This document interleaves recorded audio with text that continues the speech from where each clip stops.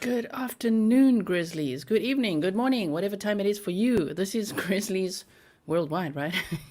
You guys are from all over the world. Thank you so much for being here today. I really appreciate it. I just want to take this screen off for a second, otherwise I'm watching myself over there. Give me a thumbs up if you can hear me. I hope you can. One, because my voice is just hanging in there, and two, because I want to make sure that my microphone's okay. Thank you for the mods who are here as well. Where's my mouse? Hold on. Got it. Okay, so today we continue looking at the case of Gannon Stauch. I say Stauch because obviously it's a German origin surname, but I know that Letecia herself said Stauch. She literally called herself Letecia Stauch. So I'm going to say Stauch, okay? I got German ancestry too. If you've seen my ancestry.com results, you'll know all about it. Okay, you guys can hear me. That's great. So, trigger warning, of course, this is about an 11-year-old boy who was, at this point, I still have to say allegedly, because her trial's coming up, murdered by his stepmother. And this happened on January 27th, 2020. And so today what we're going to do is relook at the surveillance footage. I know I put a little bit of it on the trailer, and on Patreon I shared a slow down version so that you guys could like kind of get into it already and just look yourselves and see what you see, and bring your thoughts to the table. So thank you to all my patrons as well. Your support means the world to me. Welcome to all the Grizzly members. Hope you enjoy the show tonight, and welcome to everyone who's new here. I hope that you'll consider subscribing, becoming a Grizzly. It's a really great community. Okay, Suzanne says stopped in to say hello. Thank you so much. Okay, so let me take this off for a second here. I'm just going to give a quick recap and then we'll move on from there. There's quite a lot to cover today. And then, of course, as you know, I'll also be streaming later on the Please Help Find Daniel channel. So that's going to be at 2:30 in the morning for me. So I'm going to be having a long night. I have a Red Bull, not sponsored, but wouldn't mind if they sent me some of that. I have some of this to help my throat. I don't know if saying it is a trigger word for YouTube. I got water. I got honey. A lot of it. Okay. And then, Amy, are you here? I got your mug here. Amy sent me this mug last year before I closed my P.O. box.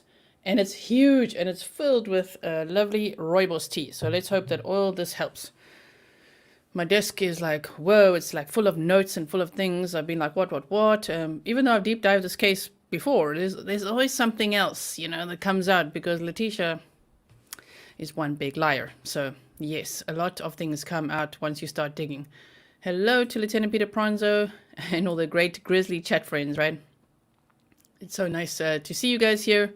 A lot of it. A lot of honey. Yes. Hot toddy's in order. Yep, I'm going to probably have that between the two shows that I'm doing. Of course, rooibos tea with a dash of milk. I always had it like that. Not? It's rooibos honey flavored too. So there's honey all around. Thank you, Richard. Welcome to the show tonight. And hello to all the Grizzly folks from Boston. Hello to Boston. Hey, we have members again. Can we drop the link to join? Sure. Mods, if you can drop the link to join, or if you go to the homepage on my channel, you should see the join button, no? Yes. Okay. So, yeah, thank you so much for this $50 super chat. It's, wow, and look at it. It's just matching my aesthetic right now. Thank you so much. So just a quick recap, okay? I know that we did a very long stream? It felt like a long stream last time as well. I've been doing a lot of streams lately. There's been so much news and so much happening. We're preparing for the trial of Letecia Stauch. Oh my word, I can't wait. I hope that we'll be able to watch it. I can't wait, of course, for Chandler Hodgson to also be sentenced. So there's a lot coming up, which is why, if you haven't subscribed yet, I would highly recommend, so that you can see when I'm next going live or uploading. I tend to make quite a bit of content. I'm a little bit hyperactive, okay? Yes, not on iPhones while live. Okay. So just a quick recap for everyone who didn't see. I've done 2 episodes. We did a live stream, and then I also did a full case recap. So if you want to see a full case recap and it was long, we read the entire affidavit. And we did map time. Then just check out those previous episodes. I literally did them within the last 7 days. So it should be really easy to find. And there is a playlist. So if you go to my homepage, home, videos, playlists. And then always check the community tab as well. There we go. That was quick and easy. Welcome, Rothound. I hope that you enjoy being a member again. I'm in. Okay, so quick case recap. 11-year-old Gannon Stauch was allegedly murdered on January 27th by his stepmother, Letecia Stauch. Her name was Letecia Harden before, and also Letecia Hunt. Yes, she was married before. I have a little interesting nugget for later. She, according to the evidence, again, I'm telling you, trigger warning, this for adults only, okay? Viewer discretion advised. She stabbed him 18 times and shot him in the jaw. That is very interesting. Complete overkill. In what sequence did she do that? Why? It's just, this case is horrendous. Thank you for answering the poll as well. Be sure to answer that. I'll be monitoring the results throughout the stream. And then she put his body in a suitcase and traveled 1,400 miles and discarded of him. Of course, that is a big summary, because if you actually deep dive how much this woman drove around with Gannon in the car, so many places, like from her home to the airport, from the airport to Douglas, from there, she dumped him there, then she fetched him again, then to like a midpoint between Colorado and Florida, then to Florida. I mean, it just goes on and on and on. It's actually ridiculous. When they say she's being charged with tampering with a deceased body, I'm trying not to say trigger words for YouTube either, otherwise the stream will go nowhere. People will not be notified. Okay, so she tampered with a deceased body, but like multiple times, like over and over and over again. She, in my mind, she's pure evil. Yeah, evil and pure rage. Whoa. Grizzlies don't tolerate trolls. Okay, I missed the troll, but no, we don't. Grizzlies eat trolls for breakfast. Isn't that right? Who said? One of my patrons said that. Grizzlies eat trolls for breakfast. There was Sue. That was funny. Okay. So she gave a media interview, and the man's name, I finally have it now. I should have already known it. I knew his name was Spencer, but Spencer Wilson interviewed her. She insisted that she have her back to the camera, because she's getting all these death threats. So we looked at that as well last time. Rumor has it that she had Gannon's body in the van that she'd rented there at the location in the interview. Possibly. Got to clear my throat already. The bullet found in Gannon's skull had been fired from the 9mm gun that was found at home with Letecia. Joshua Tolini is Stauch's lawyer. She's facing a first degree murder charge, the A word, resulting in death, tampering with a deceased human body, and tampering with physical evidence. Her motive, I don't know. We don't know. Pure evil. She's now saying she's had psychotic breaks in the past. That's why she's pleading not guilty by reason of insanity. But that is not true either if you deep dive that, why she actually got fired from several different schools, at least 3. Because she was a teacher. That's a whole another story. So she's pleading not guilty by reason of insanity. Her next court date is set for March 28th with a pre-trial hearing on March 17th. So that's just around the corner. But this could be postponed due to her 3rd mental health evaluation. The results are expected to be in by March 31st. So you can see there's obviously a 3-day, oh man. So if they could get the results before then, maybe. But the judge did say, who's Gregory Vanner, said he's hoping for opening statements on April 4th. There'll be 16 jurors and 2 alternates expected. And people following the case worldwide are known as Gannon's army. Gannon's favorite color was blue, so if you see people dropping blue hearts, that's why they do it. They more than likely know this, or they watched the other 2 episodes, and that's what we've been doing to, show support that we want justice for Gannon. Absolutely. Yeah, why did she do it? One of the things I find strange, because one of the motives that I see being explored is that maybe she wanted an escape based on her Google search history or something. However, it's interesting that she attacked Gannon like that, and it can't just be that she wanted an escape or a way out or whatever from having kids to look after that weren't her own, because Lena was completely unharmed. Lena was, is Gannon's sister, youngest sister. you know? So it's quite interesting. Psychologically, if I were to deep dive Letecia Stauch's psychology, I think that could be messy, but quite interesting. Like, what was she thinking? You know, why? If the trial ever starts, she will be convicted of first-degree murder. Ooh, and that will be a good day. Can't wait. I hope we'll be able to see it. Do you think we'll be able to see it? Really hope so. Evil wish justice for Gannon. Sandra, you are so welcome. Glad I found your channel. Thank you for all you do. Much love and respect. It's so nice to have you here. I very much want to see the results of the 3 examinations. So yeah, me too. I mean, she does claim to have had psychotic breaks from reality in the past. Like, no. Everything was so planned. Like, over-planned. I mean, she really tried to hide what she did. And what she did was extremely violent and extremely deliberate. Now, this is interesting. They usually pick one child for different reasons. I know one who was mad because the child looked like the father. That's what I was thinking. Maybe it's like a projection of some sort, you know, a projection of either her own trauma or something that was triggered. I don't know. Never an excuse. It's just interesting to think what. Now, the reason I say that is that she was married before to a man called Chance Hunt. And they got divorced on 12/7/2011. So I would assume that's the 7th of December 2011. I know in America you guys do the month first. Wait, 12/7. You do it the other way around from us in South Africa. We'll do the day, the month, the year. You guys do the month, the day, the year, right? So I think the way they wrote it here must mean the 7th of December 2011 they got divorced. Now he died in 2014. During their marriage, I'm going to tell you about how he died now, and then we'll look at this clip that I prepared for you. He died in 2014. However, in the relationship that he had with Letecia, she was actually charged with DV.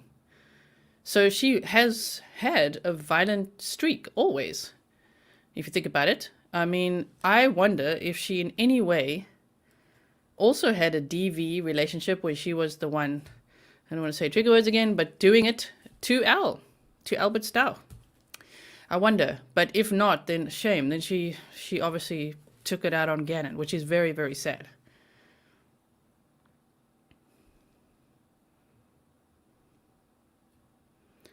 I think she was punishing him and getting too angry. I think Gannon was threatening to tell his dad when he came home. That could also be, that's very plausible as well. Can you show us the footage? Yes, be patient. We're getting there. What I'm going to do is, I have prepared a little video, okay, and it's got the clip of Gannon, okay. This is a clip of the day before Gannon was murdered, where Letecia is basically talking to him about candle wax that had spilt on the carpet, and this was now a huge problem for her. You know, and she's saying, we've got to sell. What are we going to sell? We're going to sell the couch or whatever. But I'm just warning you, it is incredibly distressing. So what I'm going to do is, I've got my nerdy bunny here, okay? And if you don't want to hear it, just for now, turn your sound off. I'm going to play the clip, okay? I don't know exactly how long this clip is. Hold on 1 second and I'll tell you. But when it's finished, I'm going to put the nerdy bunny back up so that you know it's safe to turn the sound back on, okay? So let's just see how long this is. Because some people will not want to hear this. I can tell you that now. This is a 12-minute clip that I prepared, okay? So it's the audio clip, and then I'll put the bunny up when the audio clip is finished, and then we're going to look at the footage. I've slowed it down in certain portions and put little, you know, arrows and all sorts of things.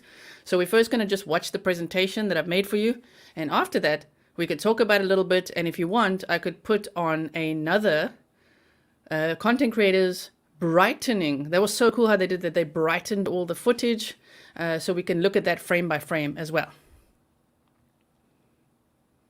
Okay. Yeah.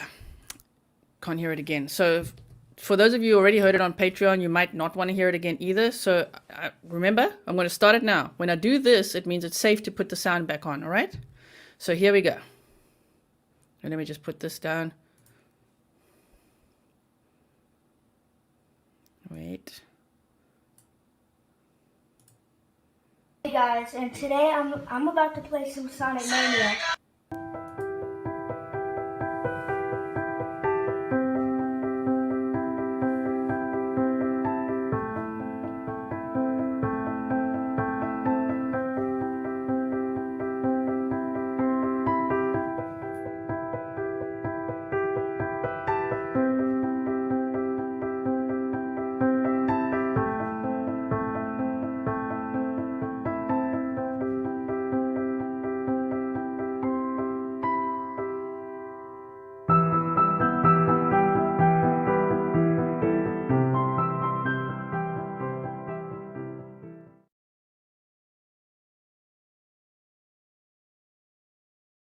Gannon, I promise it's the last time I'm going to ask you. I'm just freaked out, okay? Are you sure you didn't do it on purpose? He did it. Okay, you promise. You promise. On purpose. Pinky promise. Pinky. Okay, alright, so, listen. We're gonna have to sell stuff to fix it. Okay? So, we figure out what we gotta sell. We can sell the sofa. We can sell whatever. Because we gotta get it fixed, so lady, don't be mad at us and kick us out of the house. Okay? You got it?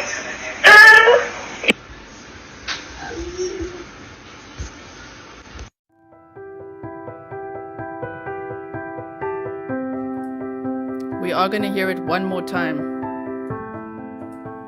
because of the last phrase that he says, okay?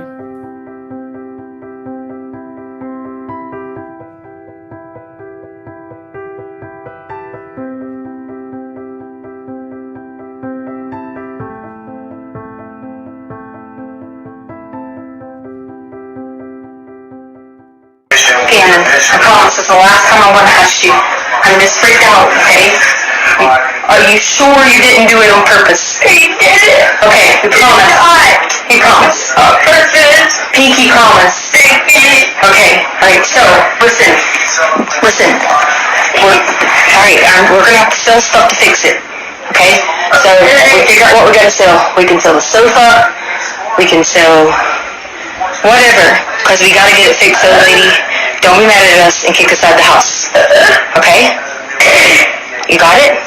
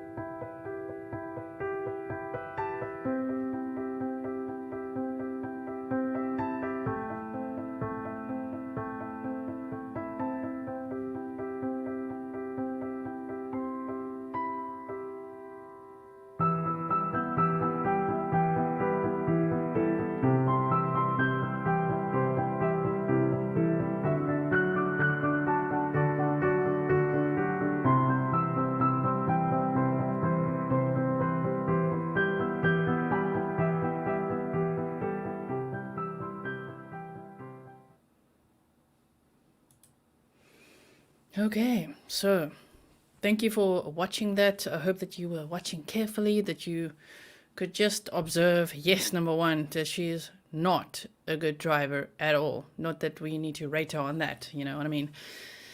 She sure drives farther. She's got stamina for driving if you look how much she actually drove.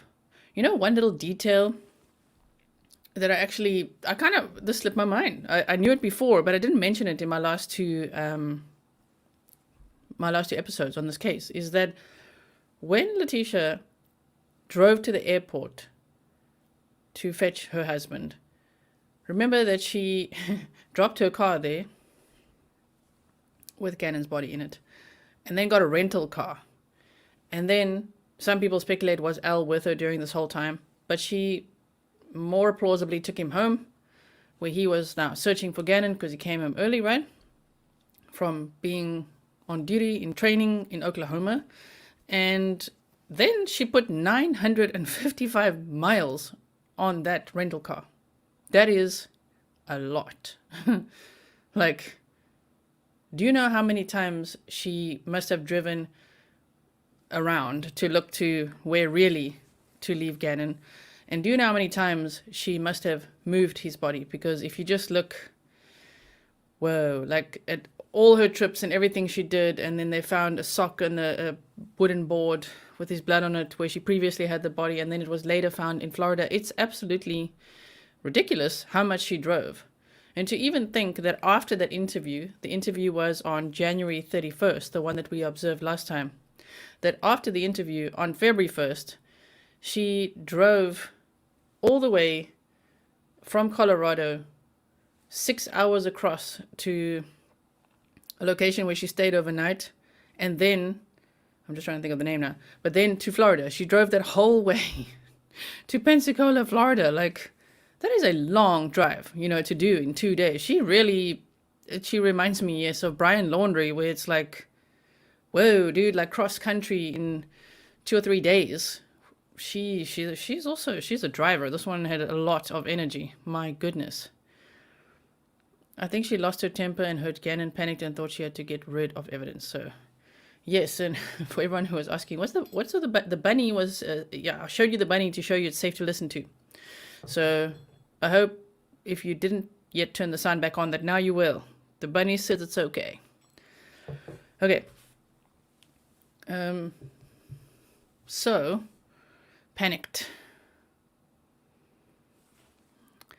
Okay, so I can see, I think, are we talking about the quality here? Ronna and, okay, so the thing is, some of you were saying I can't see properly and everything. This was the footage provided by the neighbor. So that name, Roderick Drayton, was the neighbor who actually provided this Xfinity camera footage, and thank goodness, otherwise we wouldn't really have anything. Even though, at the house where Letecia stayed with Al, Gannon, and his sister Lena, there was apparently a door camera. There were cameras there. It's just, I wonder, see, we don't know, like, what the investigators really have. You know what I mean? Sometimes we only have possibly 10% of what's actually in the case. So I can't wait for her trial to start, and maybe a lot more will be presented to us, because either she deactivated those cameras or there's more footage of her going in and out and doing who knows what. Now that reminds me of Chris Watt, doesn't it? Yes, it was incredibly hard hearing his voice, so scared, she's pure evil. Now, okay, so let me first explain this. The quality, that's the best quality we got. That's what we have. It's the same as, well, actually, Red, White, and Bethune's footage was really great in the Gabby Petito case. However, as you know, even that was enhanced by videographers and things like that. So I actually have a copy here from, let me just make sure. Team Phoenix. Shout out to a channel called Team Phoenix. Now what they did, they said Gannon Stauch full neighbor CCTV footage with, well, it's Xfinity footage with 50% plus brightness. Okay, so they brightened it right up. So, oh yeah, no, it's all good. I'm just explaining, just in case people are like, what is this? Like, for me as well, I'm like, oh, I want to see, and I also try to brighten it up. Actually, what I showed you there, I tried to brighten up a little myself. But if you want to, we can go over this footage, as I said, frame by frame. We will not hear the audio clip again. If you really want to, I'm sure you can find that online. You could find it, well, you can listen to it here, you can go back, but I wouldn't want to either. I don't blame you for not ever wanting to hear it again. It's extremely distressing, and it does sound like he says, I'm bleeding at the end, and that is very concerning to me, because why? Why is he saying that? What did she do to him the day before? Remember that on January 26th, she'd already texted his teachers to say he's not coming into school the next day because he's having stomach problems. And she'd also apparently contacted a nurse because Gannon was on prescription medication. Now, I tried my level best today to find out exactly what medication he was on. I can't find the exact medication. All that we know is that she said he was on prescription medication. Gannon, according to his biological parents, was a miracle baby. He was born prematurely. He was less than 2 pounds when he was born, and he fought for his life already at birth. So that also makes me so sad, because he'd overcome so much. He was such a great kid, he was so full of life. He has only one YouTube video. Literally, his channel, here's his name, Gannon Stauch. He has one YouTube video. I showed you the clip of him in the beginning. The rest is just him focusing on the TV and playing a game. But yeah, he was a great kid, full of life, overcame so much, and this friggin' monster decided, no, she's had enough of him, which is horrendous. My word. Okay. Now, I'm losing my train of thought. I'm just trying to think now, where was I going with this? Yes, so the prescription meds. She apparently texted a nurse as well the day before he was murdered and said, how much medication is too much? And the nurse, apparently, this is all speculation now, I think these are from like the Reddit communities, web sleuths, that kind of thing. The nurse apparently said, well, no, follow the exact instructions on the bottle. You can't mess with it. And then she was saying that Gannon was struggling with constipation and diarrhea, but you can't struggle with both. You cannot struggle with both at the same time. Like, that doesn't make any sense. So Letecia's lies go really far. She lied the whole way through, of course, to her husband as well. And when asked, why did you lie so much to Al? Like, when he just asked you, even right before she was arrested and after, she said, well, I just made up stuff because he wouldn't believe me anyway. Okay, then. Oh, man. Granny Smith, I don't know, maybe. Every adult says Gannon was extremely respectful. His dad brought a nut around him. Yeah. Juvenile IBS. Do you think with juvenile IBS, I mean, would you have constipation and diarrhea at the same time? And remember, I understand that if that could happen over a period of days or weeks, something like that. Is that what he had, though? Is that what you're saying? But she was saying on the day that he was struggling with this and this. And she, of course, like just about every killer does, humiliated him beyond the grave, where she said that he actually pooped his pants the day before. That's what she said in an interview or somewhere. Like she texted quite a bit. She was trying to defend herself quite a bit when people started looking at her as the prime suspect and prime person of interest. She said that he pooped his pants, okay, the day before, and then she said that's why. Because people asked, why would you then take him shopping on Monday? Why would you load him into your car, as we saw on the surveillance footage, and take him shopping for 4 hours? Huh? If he's so sick that he can't go to school. And she said, oh no, he just didn't go to school because he was very afraid that he would be embarrassed and have an accident in his pants. It's horrible. Okay, you can have both with IBS, but probably not on the same day, right? Because she's implying on the same day. Just remember, we're dealing with an absolute pathological liar here. Yeah. But that's if he did. See, if he pooped his pants. I think he may have, but I mean, I think she at that point was just saying humiliating things and blaming him, for things, trying to cover her own tracks. Okay, now I've made notes so I don't lose track here. We can still later, if you want to, go over the letter that she wrote to the judge. Remember, we didn't get to go over that last time. So yes, we've gone over Gannon's meds. We can look at the surveillance footage now, frame by frame, the audio clip we've done. Oh yeah, the I'm bleeding. Man, I wonder about that. The thing is that she said, when people asked her, why did he say I'm bleeding? Her answer was, oh yeah, because he'd gone into the garage. He was the man of the house in the time that his dad was away. So he was very proud of being that. And he was the only one with a key to the side gate. So he was going back and forth and back and forth. That's what she said. This is her story, right? Back and forth to check on the gate, to make sure the house is secure. I mean, I wouldn't doubt that he actually did that. I'm sure he would take that role very seriously, you know. And because he's a great kid. She said in one of those trips, he actually stepped on something and cut his foot, hurt his foot, and sat in the back of the car with his foot on the rear bumper where the foot was bleeding, and then she bandaged it for him. She helped him. And so this foot injury is why he said, I'm bleeding. Doesn't make any sense, right? It's irritable bowel syndrome, right? Yes. Everything was all about Letecia. She blamed Gannon for her problems. Exactly. Even in the interview, she's like, they have violated my constitutional rights. Like, they didn't treat me well. They didn't give me something to drink. They didn't even offer me to go to the bathroom. Like, wow, it's definitely not about you. You know what else is really weird? I hope you're following. If you're new here, welcome. I hope that you're able to follow along if you haven't watched the other videos yet. You know, I would recommend it, especially the full recap that I did, because it's nice and condensed. The whole timeline was covered there. But, hold on, got to clear my throat. Got to look after the voice box. Wait, I was saying everything is about Letecia. She blamed Gannon for her problems. Losing my train of thought.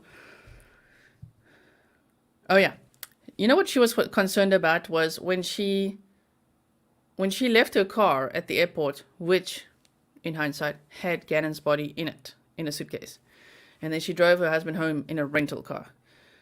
When asked why she did that, she said because she was leasing the car, and if she did more than a certain amount of miles in a month, per month, they monitor her per month, she said, then she would have to buy the car. She'd be forced to buy the car. So she was really worried about the mileage. That's why she got the rental car. Of course, we know that that is not true. We know why she left the car at the airport like that, why she fetched it later, why she then drove around in isolated areas with her phone in flight mode and all that. However, does she not realize how inappropriate it is to worry about mileage on a car in a time where your 11-year-old stepson is supposedly missing? Really? You're going to worry about your lease and the mileage on the car? Wow.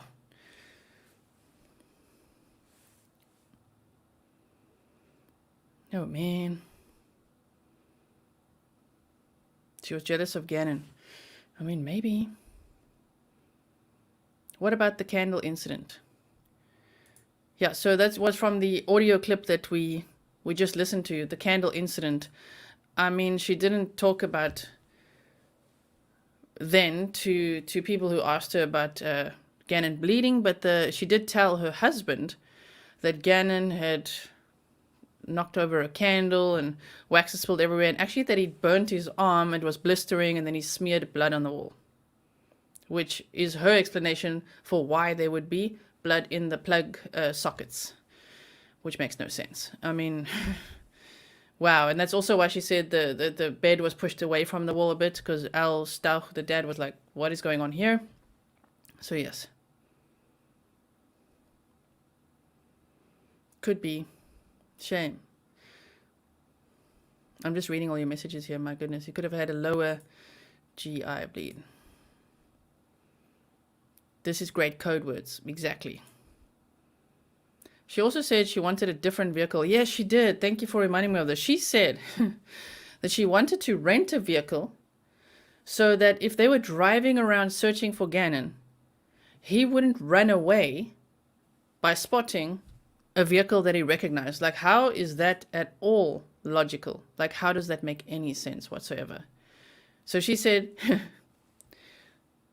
that, I mean, that also just like implicates her in any type of like let's say DV or some kind of harm, because she's like, oh no, if he spotted me in the car that he knows I drive, he would have run away. That's basically what she's saying.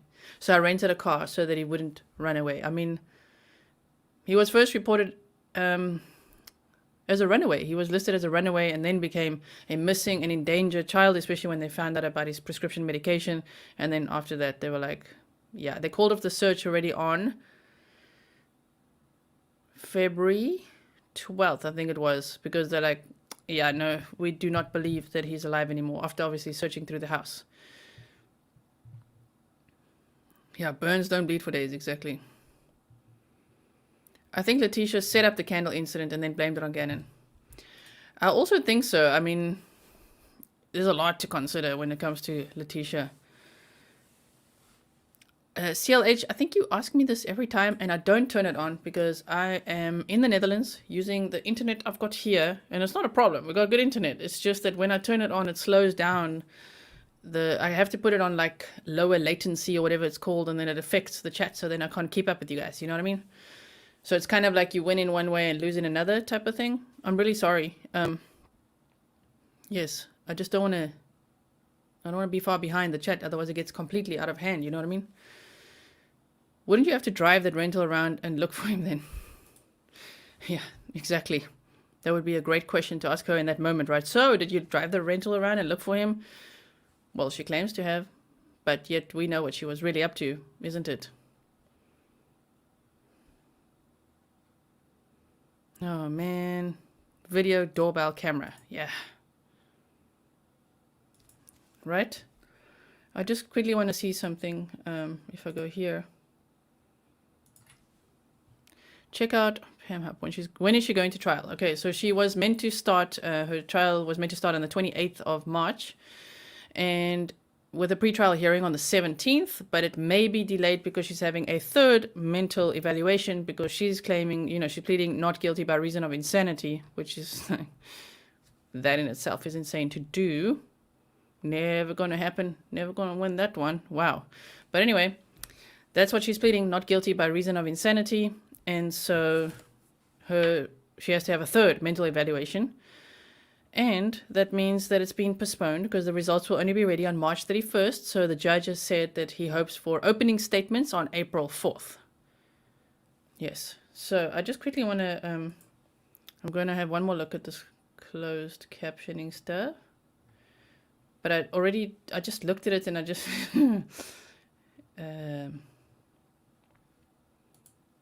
setting, shall we? That's not it. Okay. See, it's very... I can't do it. It says it's going to affect that. So anyway, I'll look into it some more. Oh, the trial should happen right now. It's been postponed and postponed and postponed, right? So we talked about Gannon's foot injury. I mean, she had an explanation, like a detailed explanation, that the police said only the killer would know. Like, she explained why there was blood in the electric plug points, right, in the room. She went there. They didn't even ask, like, why it was. She's like, oh, by the way, you're going to find blood there because of this and this and this. Like, she over-explained herself. So I think they really have so much evidence against her. It's not even funny. Like, don't you feel she's definitely getting sentenced to a long time in prison? Yes, of course, everyone that murders is somewhat insane.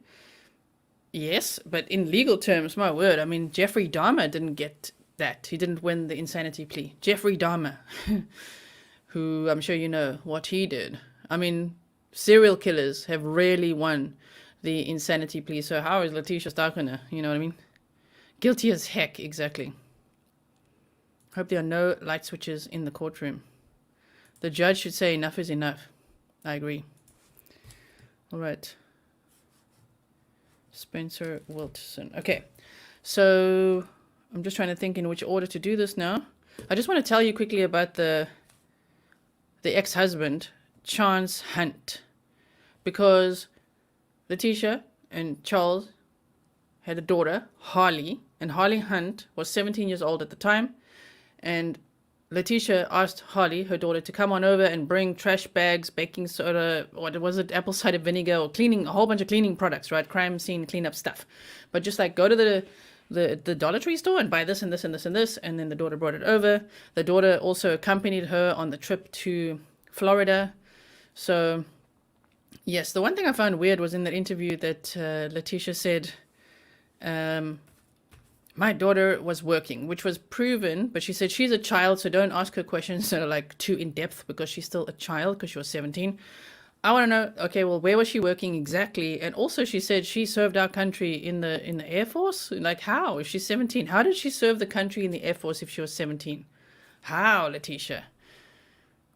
What do you think the daughter Harley knows? Now, the thing is, I don't think you're alone, Joyce. Am I alone in having doubts about the daughter? It's so hard to think that she doesn't know anything, like didn't see anything, didn't know anything, didn't smell anything. I'm sorry for being graphic like that, but like Letecia allegedly murdered Gannon on January 27th. And then there was the back and forth in this other location she went to just north of their home. Well, not just, it's like an hour away. But to then collect that again, the suitcase with Gannon in it, and then drive all the way to Florida, stopping possibly for one night along the way, carry on driving another 16 hours. Wow. In Florida, well, it's pretty much warm all the time, right? I mean, 7 days later, I mean, around February 2nd or 3rd, dropping the suitcase from the Escambia Bridge. 7 days of decomposition. And I mean, he had been, again, trigger warning, graphic, stabbed 18 times and shot in the jaw. Now, someone is asking, what about gunshots? Did no one hear any gunshots? I haven't heard anything of anyone hearing it, and I still wonder, why the overkill? What is that? Is that like in case? Is that her way of making sure? Like, in my opinion, she probably over-medicated him, drugged him, or whatever, right? And then we're going to get to the ex-husband now, because that's got to do with that topic. So she possibly over-medicated him or drugged him, did something. Definitely, he said, I'm bleeding, so we don't know what happened the day before. But then I think she would have, in her friggin' evil rage, stabbed him. But the shooting, that's what I want to know. At what point does that happen? And I believe there was a pillow in the suitcase as well, and there was a bullet in his skull, and that went through the pillow, and that kind of stuff, which they could tie to the gun found at the house, a 9mm gun. So I'm just wondering if that's like, is that just like excessive rage that she's expressing, or was she just, was that her way of just like being sure? Ugh, it's just horrible. Nobody heard anything, right? Pure hatred. There are ways to serve in high school called JROTC. Okay, well maybe that's what she did. Maybe that's what she did, because Letecia was like very proud of that. Like, my daughter served our country in the Air Force. Like, okay, yeah, pillow muffled, exactly. They really should have an alert for this, right? Especially the combination. It's not like, ooh, you bought trash bags, of course not, or baking soda, or H2O2, or anything like that. But they shouldn't have an alert in the likes of Walmart and such when someone buys certain products together, like duct tape, tarp, bleach, zip ties, etc. Exactly. I agree with that. Why don't they have that? Maybe they feel like that's some kind of invasion of privacy, but I feel like buying those items together, it's never a good thing, right? Or maybe you would have to explain why, or have some kind of, I don't know what. It's just buying all those things together. Giant red flag, right? Then people moving house. Yeah, see, that's what I mean. The people moving house would be flagged all over the country. Oh man. Yeah, that's a problem. And even for those that do, what do you call that? Like home improvements and renovations, or like cleaning hoarders' houses or something. They might buy those things in that combination. Wow. Did they check the dump for things that she may have thrown away? I don't know if they checked the dump. I just know, yeah, they never ever found Gannon's Nintendo Switch. Yeah, you'd buy duct tape and tarp when you're painting. That's the thing. It's not practical, right? But it's like, And at that point, when it was bought, I mean, it's on the day when it happened. So, You can't say like, well, if someone's missing and there's an alert out, maybe then check the person who's buying the stuff. But also she sent her daughter to buy the stuff.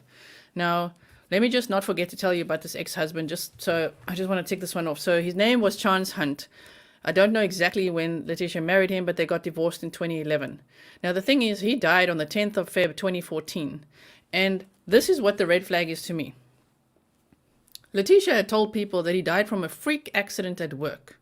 Now, in the 3 years following the divorce, apparently they had no connection. She wasn't involved with him whatsoever. But I still have my own doubts just because she lied about it. She said, he died in a freak accident. Like, she didn't say, I don't know how he died.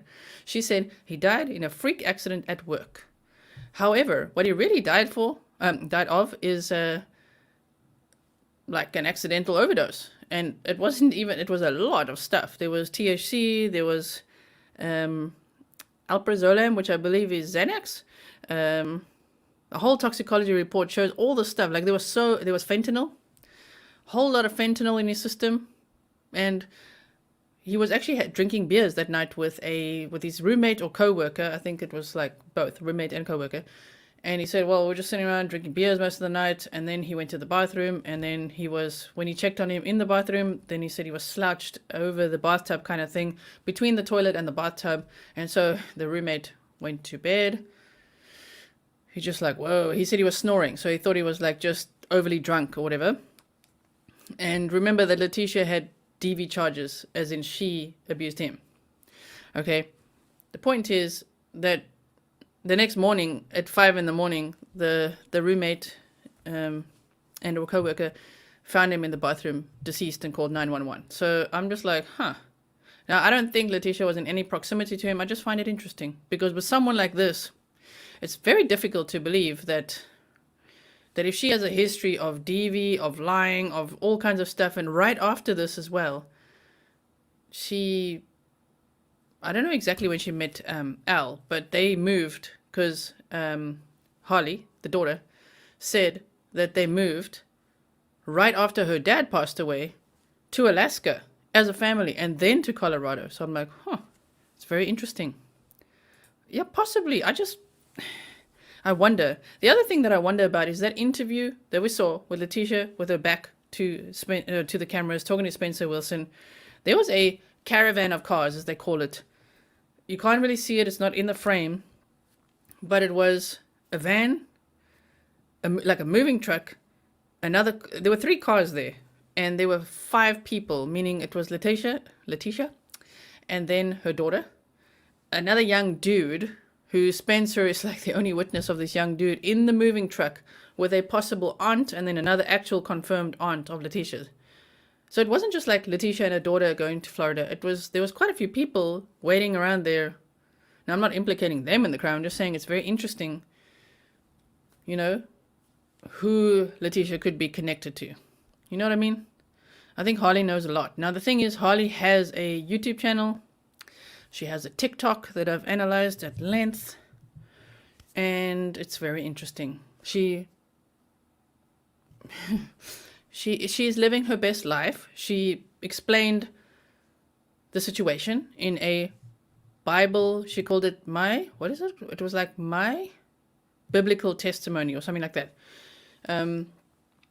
On TikTok, she did a 5-part series on it. And in part 4, she explains that, so in the beginning, she explains that her dad passed away, they moved to Alaska and then to Colorado. She shows a whole bunch of pictures also of Gannon, which was nice to see because I hadn't seen those pictures. And she says that in 2020, in January, something really terrible happened, that her brother went, so it's obviously her stepbrother, but went missing. And then a couple months later, they found out that he'd actually died. And then her mother was arrested. And that was devastating for her. But she explains it with very dissociated kind of like, just like, whoa, like I don't know, it doesn't feel like she's really in touch with it. She's very distant from it, which I know she's very young, but it just seems so unrealistic. And it's just so like, it's very weird to see. Let me know if you want me to throw that up because I can put it here for us to look at if you want. I'm going to see if Google knows. The daughter is like the mother in my opinion. Yeah, I must say when I saw the daughter, I got just a fright because she looks so much, of course, like her mom. And I'm just like, whoa, and she keeps saying like her past behavior sort of like sometimes catching up to her, or I don't know. It's just a weird vibe there a little bit. Sorry, not buying it, right? So the point is that she said in this testimony that it was like a really hard time for her. The university she was planning to go to did not accept her.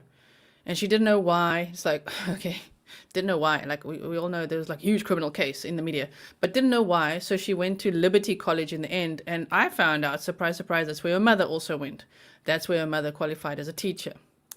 So the point is, her mom was like, don't worry, if you can't get into that university, just go where I went, Liberty College. So she went there, but she said it was like a really terrible time. However, if you look at her TikTok, And you look at February the 12th, 2020, which is before they'd even found Gannon's body. She literally has, you know that song, My Life Be Like, Ooh, you know that one? She's got a TikTok of like flying around and like literally living her best life in February of 2020. I find it strange. There was no misery. There was no lack of social media. It was actually, in fact, starting her TikTok then. You know? I just want to know, yeah, mini-me.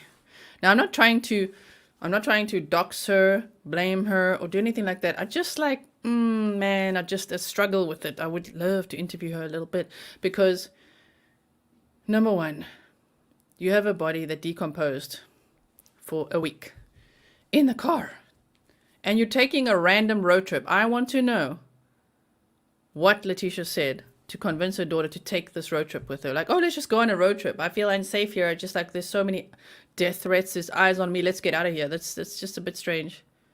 Also for her daughter, who was working full time, apparently, to just pack up and go with her on this random trip. It's a bit odd, huh? And to not know anything. I mean, they stayed in a hotel 3 miles away from where Gannon's body was found. 3 miles. You don't know anything? You didn't suspect anything? Ooh, I don't know. I do have a TikTok. Yes, I do. I think it's literally called, hold on one second.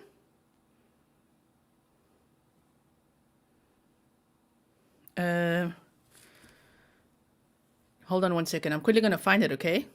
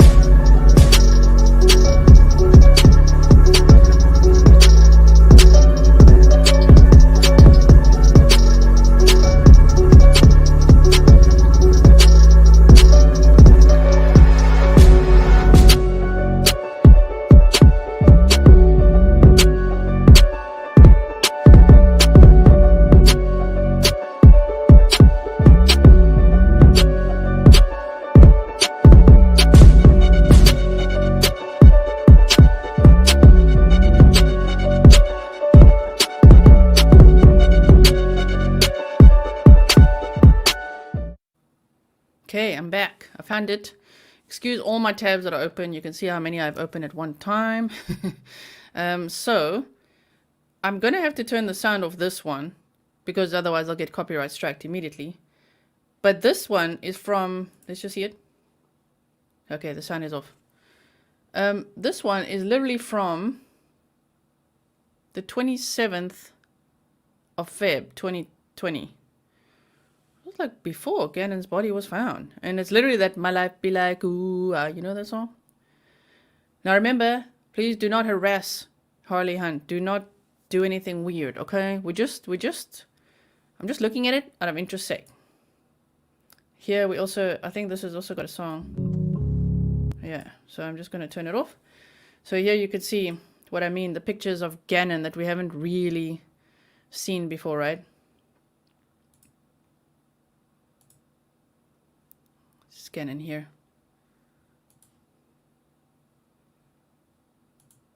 Man, these pictures go so fast.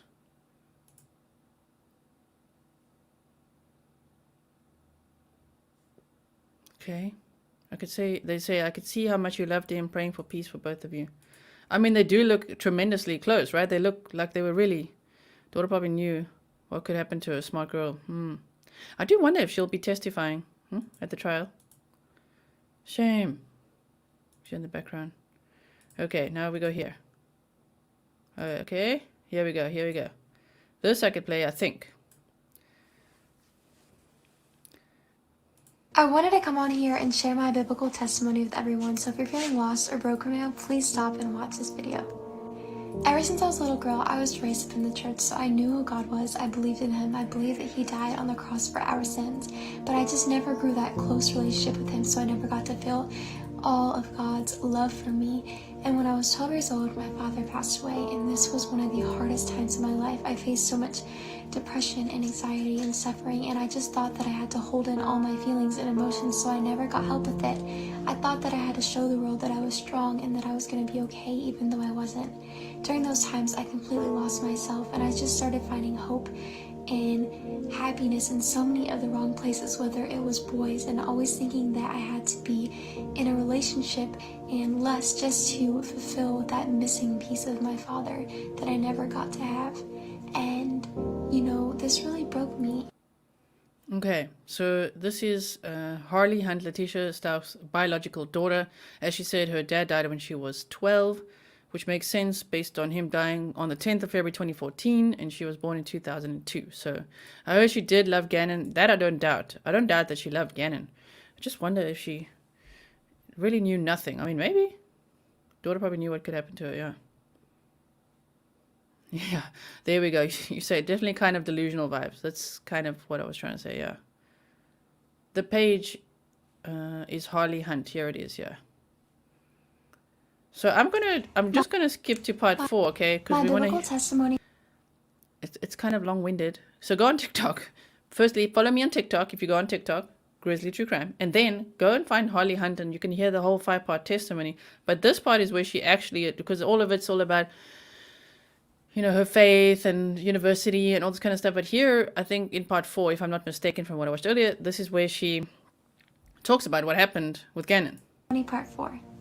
Do you know that saying where they say you wake up and your life has completely changed? Well, that's exactly what happened to me. I remember this day like it was yesterday. My brother had gone missing. We had no idea where he was, where he went, what happened. Shortly after, a couple months later, we found out that he had passed away. Shortly after that, my mom was arrested. I have no communication with my stepdad or my little sister. I find it interesting how she has no communication with her stepdad or her sister, which would be Lena, her stepsister. So why? You know what I mean? Why would Al Stauch not anymore communicate with her? That for me is a little bit of a red flag, right? Yeah, Melissa, she maybe knew stuff but can't control, threaten, and manipulate. Yes. C-wise, this is Letecia Stauch's biological daughter who joined her on the trip to Florida, which is where Letecia discarded of Gannon's remains in the end. I mean, she discarded of it many times, all over the place kind of thing, carrying the suitcase around, back and forth, and doing lots of trips and lots of practice runs. But eventually, she threw a suitcase over a bridge, Escambia River Bridge, I think it's called, and in Florida, and 3 miles away from where her and Harley were staying. Yes, so now we're just looking at, this is the only time that Harley has spoken about, you know, her, what do you call it? Her narrative of the events.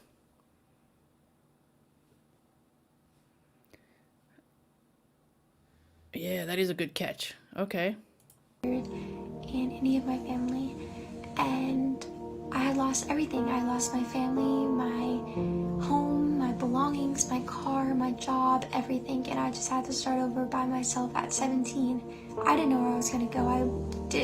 I wasn't prepared for this. I wasn't planned for this, and I just had to figure out my way through life. And there was so many times where I just sat there and I cried out to God, like, why me? Why would you put me through this again? Why would you put me through another tragedy like this again, God? I don't understand. I mean, I understand what she's saying and why she's saying it, and I know she's young.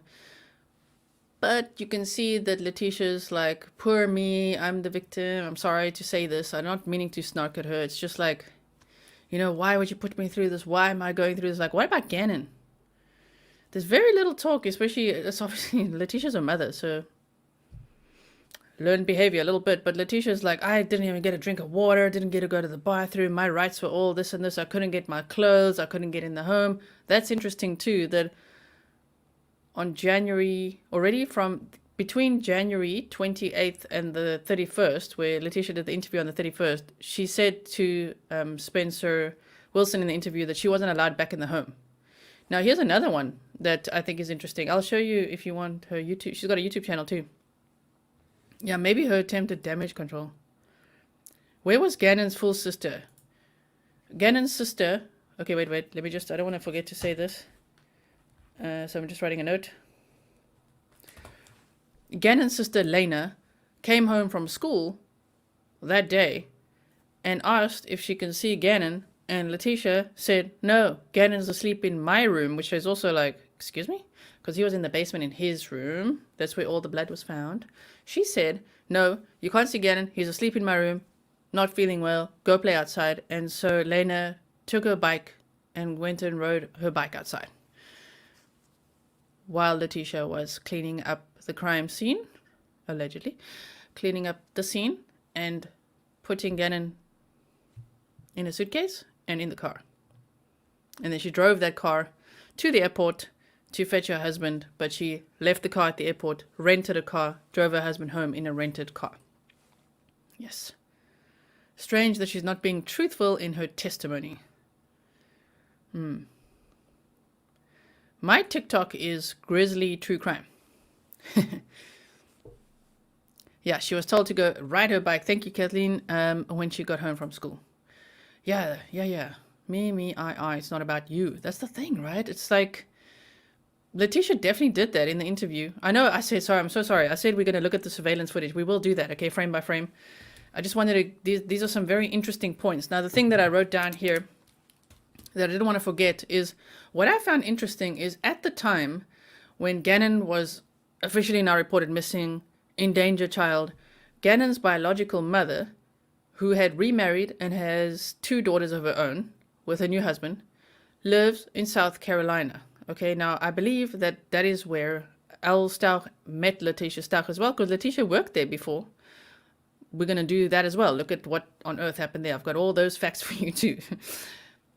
Because she lost like 3 teaching jobs. And what's interesting is, like shortly after her ex-husband died, she's like, we got to move. It's just like, oh, Alaska, which she says was a military move. Could have been. It's just convenient timing. But then also Colorado.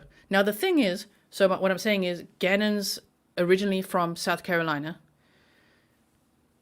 I don't actually know where Letecia Stauch right now was born, but they're all from South Carolina. But what I found interesting is that from Colorado, as soon as Gannon was reported officially missing, Letecia thought it was a very good idea on February 1st to take a random road trip because, she was receiving so many death threats and she wasn't allowed in the home.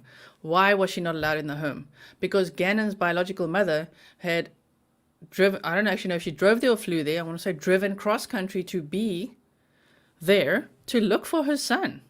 Okay, so it feels like a relay or something. Like as the biological mother is coming across to Colorado, Letecia thinks it's a really smart idea to go to South Carolina, because what she did was drive to Florida, where she discarded of Gannon's remains in a suitcase over a bridge, and then her and Harley drove to South Carolina, and that is where Letecia was arrested. Was she not? Myrtle Beach, right? Myrtle Beach in South Carolina, yeah. She was arrested in South Carolina. Now, I thought about that for a bit, because you try to step into the shoes of this crazy lady, Letecia. You're like, why would she do that? I really feel like at that moment she thought she might be being quite clever to, when the mother is, that's why I think driving. If Gannon's biological mother drove across to Colorado, maybe in the back of Leticia's mind she thought, I'm going to drive to South Carolina. So one's driving the one way, one's driving the other. And so if they find Gannon's remains kind of at the midpoint, she could say, well, The mother obviously did it because Letecia had a deep, deep resentment for Gannon's mother. We could see it in her Google history. We could see it in the interview. She said, I looked after Gannon because his mother sure didn't. Even in the interview, beyond his death, she was saying, well, the mother didn't. You see? Why rent the car? What was the reason to her husband when she picked him up? I would love to know what exactly she told her husband, like why. But her reasoning to the public is that she didn't want Gannon to run away if he recognized the car. My goodness. If you are brand new and you've just rolled into this episode, welcome to another episode of Grizzly True Crime. I hope that you enjoy the episode today. I want to say tonight always, but for me it's tonight. For you it's probably the afternoon. For me it's just gone 1:15 midnight. I'll be streaming all night, not here all night. I'll be streaming here for a little bit, and then I'm going to go over to the Please Help Find Daniel channel, and I'll be streaming the candlelight vigil there. I'm facilitating the stream. So, yes, I think she was trying to figure out how to pin it on the biomom. That's what I was thinking. I think she really thought, wait. She did a little map time of her own.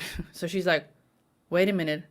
So if I end up in South Carolina, which is where the mom drove from, well, then she was going to make up a whole thing there, right? She would be like, oh, well, I was there and I spoke to family and they said very suspicious. Like that mom, I really think she was trying to, in her crazy mind, frame the mom somehow. While the mom was in Colorado looking for her son. Yeah, that's what I'm thinking. She's making it so obvious that there was this, what you're saying here, which I won't say out loud, just for the sake of YouTube not flagging this video and shutting it right down. Obvious, right? That she's like, oh no, we didn't want him to recognize the car, otherwise he'd run away. Well, damn, you're saying it just like that, huh? Yeah, you see 10 a.m. here. Good morning to you. 6:14 p.m. Eastern Standard Time. For me, 1:15 midnight. I should have a sip of water.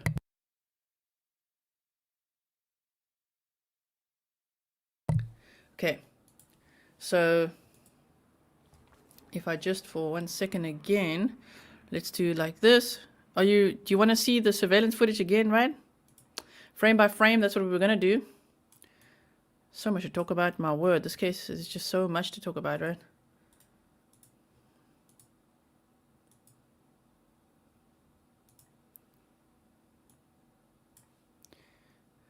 Do it like this. Wow, that's just so zoomed in. Hold on. Hold your horses, everybody. Let's do it like this. Just showing you.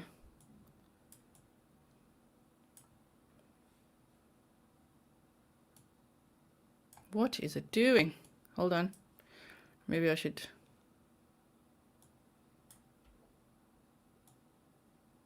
Look how far she drove. That's what I'm trying to show you. Look how far she drove. I mean, the house in Colorado.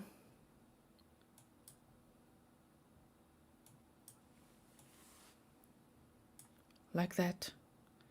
She could have driven many different ways as well, because if she ended up here in South Carolina, that's what I'm thinking.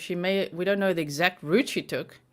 But I think she was trying to frame the mom, the biological mom. But she drove here to Pensacola. And then at the Escambia River Bridge is where she dropped the suitcase off. And then went on. I'm just going to put this here for a second. There's the bridge. Okay, let's put the layers on. We like the layers. Yes.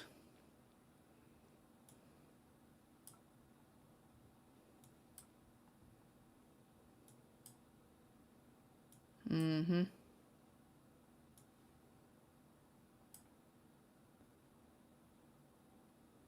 Yeah. So I'm sorry if it's graphic for anyone. She threw the suitcase over the bridge.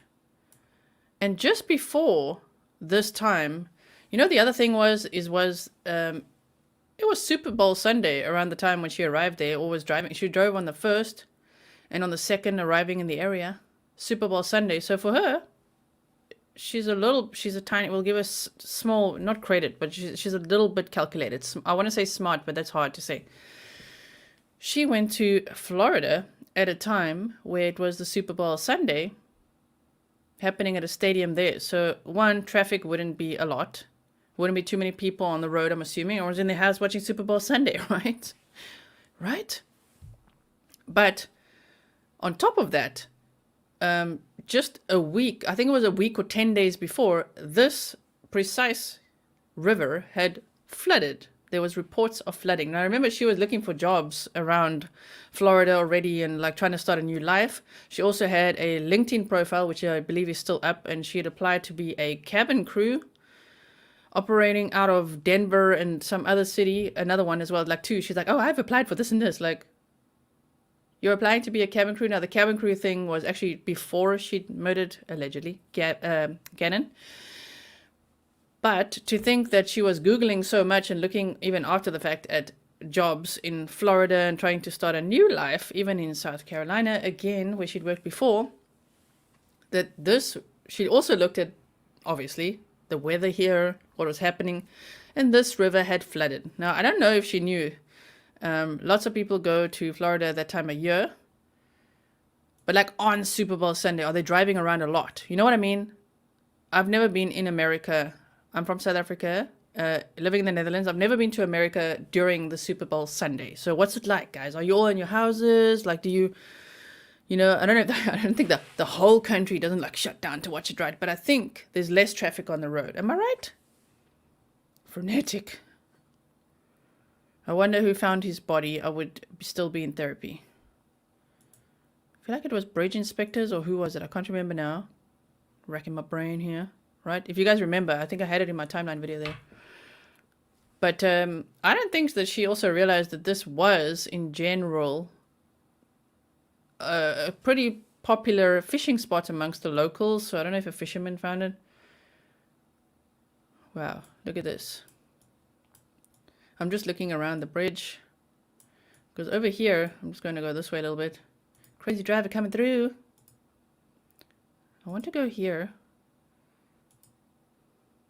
Just to see where she starts. Like, what on earth? Okay. So just to look like that, yeah. So I wonder in which direction exactly she was driving and exactly how she did this. I mean, damn, lady. I'm just driving over the bridge a little bit, okay, just to see. Uh-huh.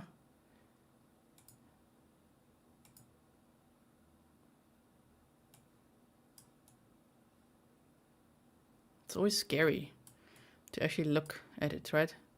This year with difference. Yes, many people do normal things on Super Bowl Sunday I do not watch. A lot of people are inside homes or bars watching the game, much less people on the road. I thought it was the road crew.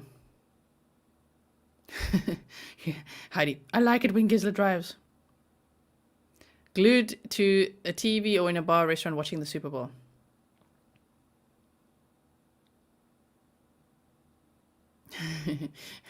Grizz is a great driver. I'm just trying to see where she would have parked her car, what on earth she was doing, like how, and when. I just want to see what kind of roads we got at the end here.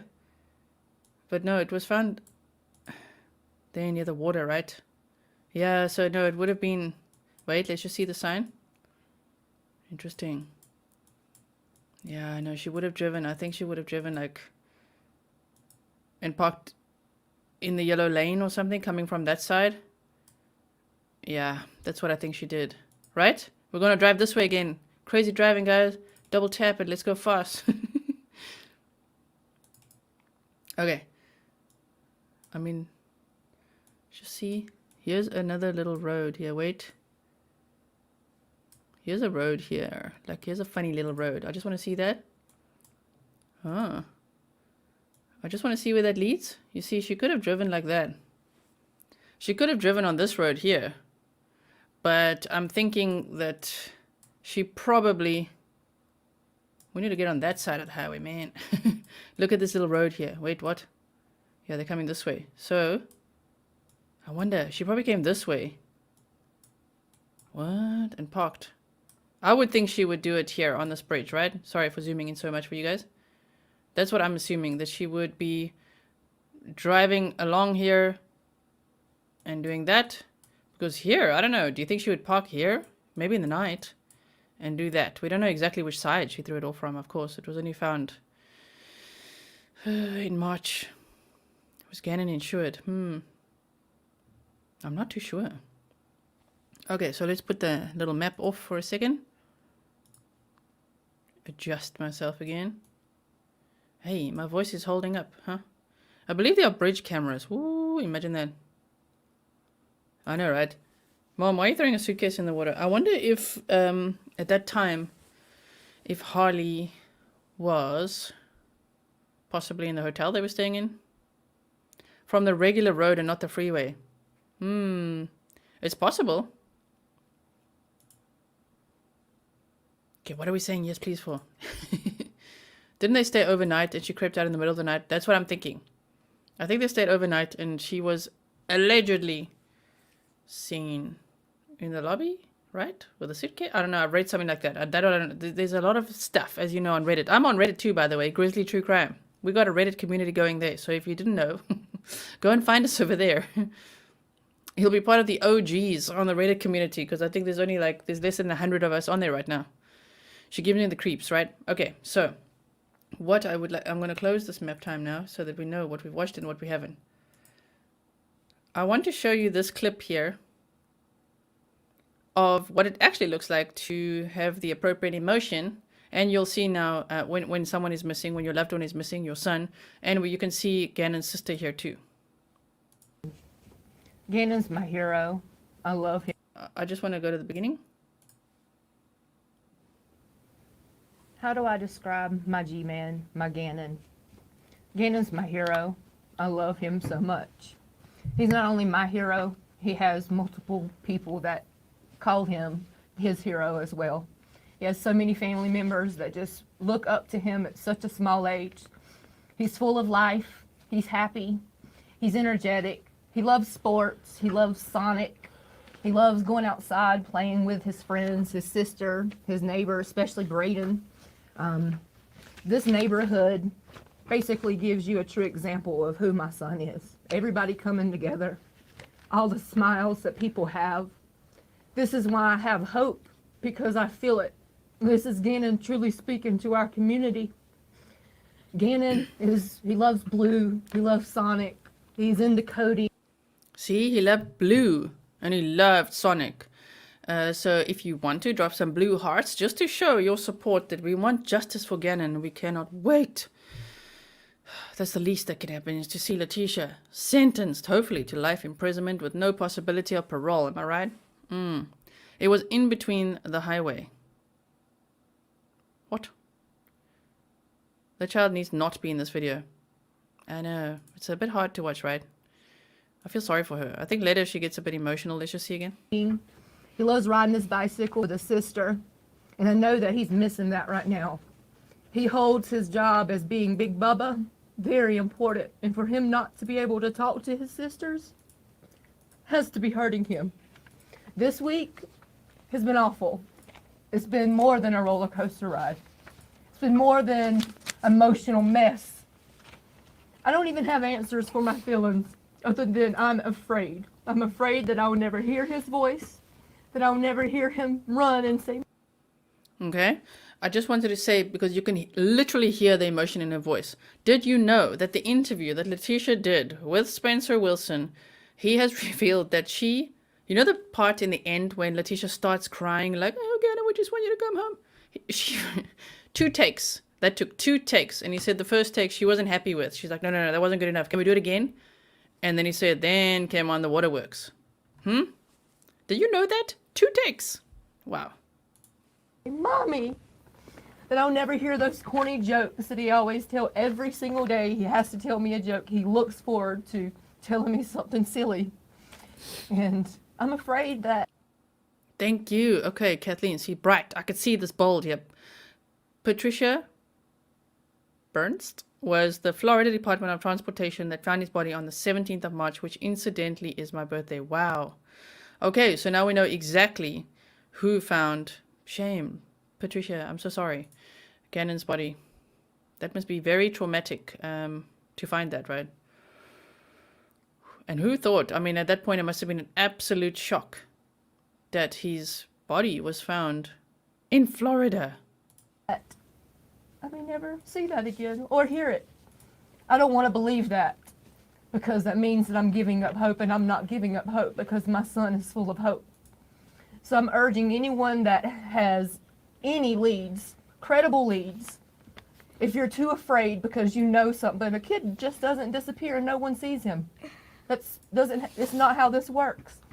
So if you have anything that's credible, if you're afraid, don't worry about it. Imagine my son, how afraid he is. Imagine how afraid Gannon. Okay, you see, she has regard for Gannon. Absolutely. I mean, of course, she's his biological mother. I'm just saying that Letecia had none of this. She wasn't like, imagine how afraid he is, or imagine if he's cold or hungry or lost or confused. No, she was like, I didn't get a drink of water. People are giving me death threats. I didn't have my clothes. Like, I'm not allowed back in. It was all about me, me, me. This is what an authentic plea for help looks like. Gannon is. So please call, please write. If you need to have someone else to do it for you, please do. Because my son deserves to be here. He deserves to be here. Please call Yale. That is the dad, Mikey's mammy. He doesn't look very upset. I don't know, maybe it's his training with the National Guard? I don't know. That makes him tough. I'm not sure. El Paso Sheriff's County and let them know. And I thank you guys, the community, for what you've done. Because this is Gannon. This is who he is. And I thank you guys so much. When Gannon was born, he weighed only 1 pound and 6 ounces, and even today, he's still our miracle child. He still is, and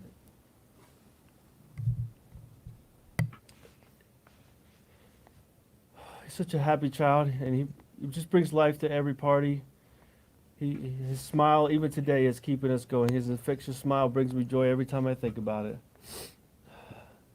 The past 8 days have been, as Landon said, a roller coaster of emotions. Sometimes we jump in for joy because we get an information that we might think is a break in the case, and then the next minute we get we see something or get information that just breaks our heart into a million pieces again. But through all this, just know that your thoughts and your prayers and your messages, keep them coming, because even if we don't respond, we are receiving them, and that has given us strength to get through this. And I do want to say I'm so proud of Lena, my little baby girl here, and of Landon. The energy that I'm getting from the dad, I could read what you guys are saying. Stoic, yes. Unmoved, perhaps. Like a little bit not as emotional as one might expect. But just remember,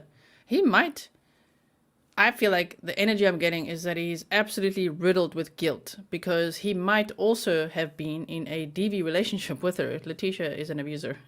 She was in a DV relationship with her ex-husband where she was the abuser. She might have done the same to Elle. And for him to think like, whoa, she actually did this to Gannon too? You know, he might feel a lot of shame and a lot of guilt in this moment. I'm not too sure. It's not about him, I know. But it's like, I wonder also to think that, that they got divorced and then he met Letecia and thought this was a great idea to marry her. He might be feeling absolutely humiliated and ashamed that he married such a monster. It must feel quite hectic, right? He probably feels, a lot guilty, I would say, right? And, my children's mother, they've been so strong through this, stronger than I would have ever thought that I could have ever been, and I'm getting strength from them as well. As I said, please keep sending your thoughts and your prayers, because we are receiving them. And if you have any information at all that could help, please reach out to the El Paso County Sheriff's Office with only credible information, but any information that you think may help. Thank you so much. Your turn, baby. I love you, Baba. Oh, shame. That was sad. I love you, Baba. They called him Baba. Like B-U-B-B-A, I think. Some men just taught to suck it up, no emotions. Oh, thank you. Thank you, Mark. Good analysis. I just can't imagine, like, the absolute shame and guilt that he might be feeling. And you know me, normally I'm like red flag alert. Very sensitive to red flags. I don't feel a red flag from him necessarily. I feel more like, ooh, shame. He's like feeling incredibly ashamed and guilty, and dare I say, castrated. You know what I mean? Just like, whoa, this is like total. He might feel like it's a total failure on his part. You know what I mean? Okay. So we've looked at that. Now, are we ready to look at the surveillance footage frame by frame? It's brightened by the channel, Team Phoenix. He's holding a ton back. I'm just going to watch the time quickly. What's the time? Okay, we're still good. In less than 2 hours, I'm going to be on the Please Help Find Daniel channel. I mean, you guys are invited to join. You're absolutely, I would love it if you were there. Even if you just put me on in the background. I'm actually, don't plan to be on camera unless I need to be. I'm just going to be facilitating the stream. Belgian, oh yeah, I should take a sip of my tea, shouldn't I? So let's pop this on. I'm going to take myself off so we can actually see it.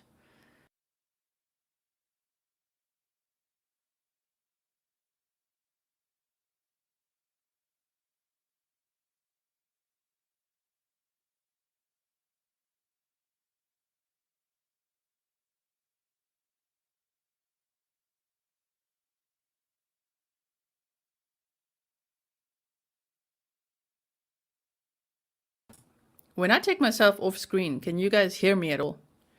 That is my question. I cannot see you guys answering. But I want to make it big and so that we can actually look at it together. Because like this, you can't see properly, right? Yes, just pop in for some support even if you don't stay for all of Daniel's. Exactly. Okay, you can't hear me when I'm not on the screen. Okay. All right, so let's just... It's obviously... Okay, so I can just be here because there's no music or anything. It's silent. Now, the thing is that the neighbor, Roderick Drayton, it looks like he filmed his television playing the footage. Like, he filmed it with his phone. So that's also why it's, like, not the greatest quality. This is Letecia walking out to the truck. And she's got a backpack, okay? So we'll do it like this. You heard crickets? This footage segment is 6 minutes and 55 seconds. I wonder if there's footage. There must be footage. That's what I want to know. But of the days leading up to this, the days after, all of that, like my word. So there's Letecia walking to the truck, and she's got her backpack.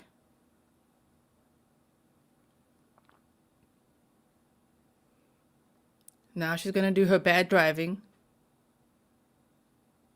It would be nice to have a little break between live streams. Yes, I will have a little break. I won't go all the time until I will have a little break.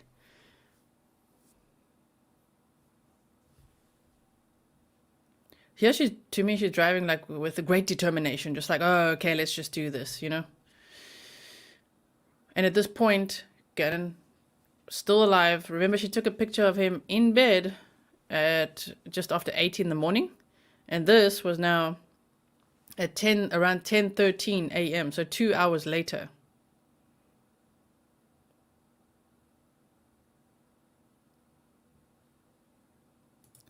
Is this a fact? Gannon told his best friend, who told his own mother and swore him to secrecy, only felt comfy telling his friend what that witch does to him. I wonder what he told the friend. That's probably the friend that was in his video, right? Okay, now she's getting out the car.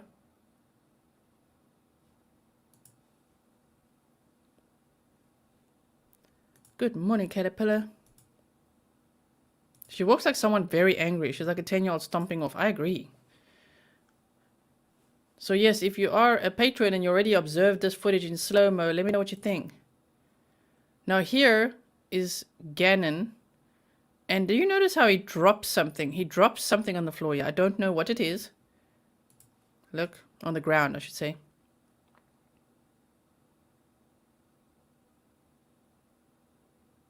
See? And then Letecia comes, so I'm going to make this bigger now. I'm going to take myself off screen for a second. Wait, or can I do this? Yeah. And let's take this off. So he drops something on the ground, and then Letecia comes out and picks it up. Look.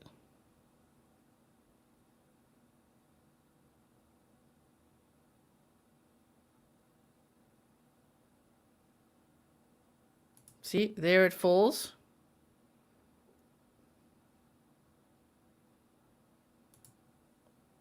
Then he's standing there. And he's waiting, which, man, you know, he's waiting for her. Here she comes. Now, I was saying this on Patreon. I don't know why her head looks like this. I feel like from all the wigs I've worn, I feel like I'm a wig spotter. Is she wearing a wig here? But she definitely only wears it here and then not out again. But look at it. It's all the way down to here. Like, what is this? What is this? Anyway, she now bends down and picks it up. There. Picks it up. Up again. There's a bag that she's holding here. Maybe it's that we're seeing. Look there.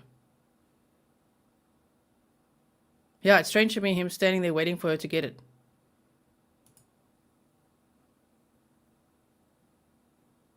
Gets in the car. Then he gets in. Then the car drives by. And now he gets in the car.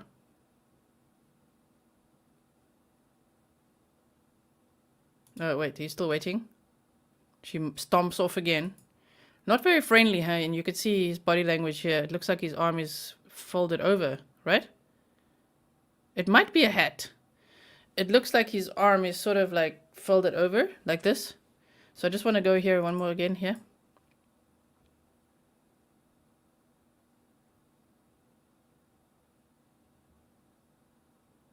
So here she goes. No! Bigger!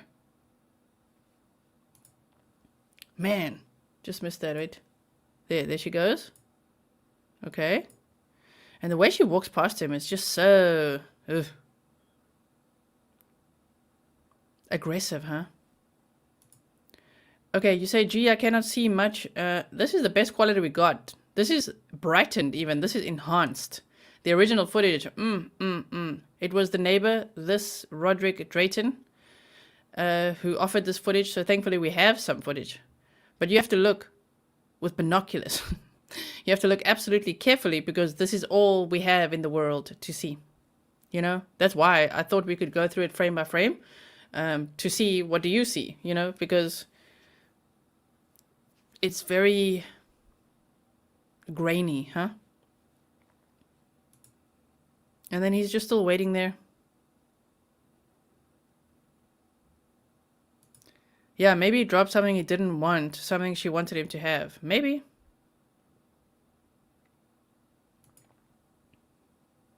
Yeah, through him is how she's moving. And then he's just waiting. This reminds me, do you know that she said that when they got in the truck, they took a selfie to send to Al, to her husband, so that she could show, like, look, we're having an outing. So that was interesting. Even though she said that she booked him off from school because he was so sick, which I do think he was actually not feeling well at all. Here she comes again. The way she, like, walks past him, it's just, ugh.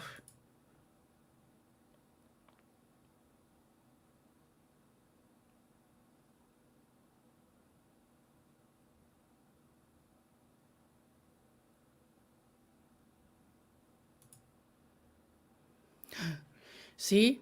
What's up with it? These are the things you guys notice. What's up with the wrecked car across the street? Right? Proof of life. Gannon looks in pain. It looks like he's holding onto his belly. He does, right? I meant to say prove he came home with her in the camera and never left. Yeah, I don't know why I should take a picture of him sleeping either. It's friggin' weird. It's very, dare I say, psychopathic to just be like, yeah, let's take this. It's like it's very sickening. There they go. Yeah, it's like the watch neighbors in their camera.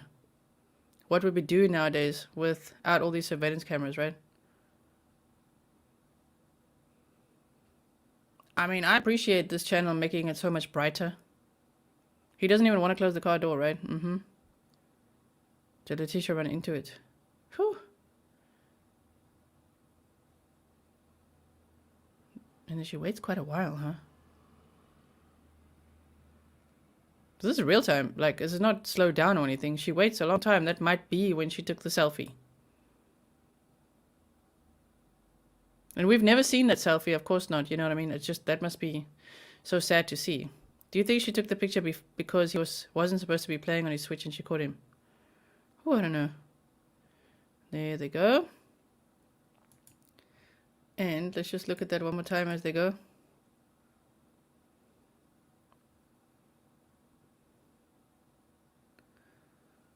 I watched the analysis that Linda from It's a Crime did, and what's interesting is how she notices here that something kind of bounces as they go in the truck. That was interesting. Look at this. Look at this.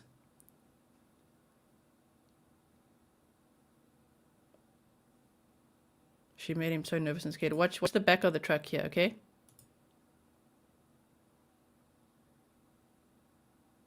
You saw that. Something went boink. So I don't know what she had in the back there. Yeah, it couldn't bend down too much, true.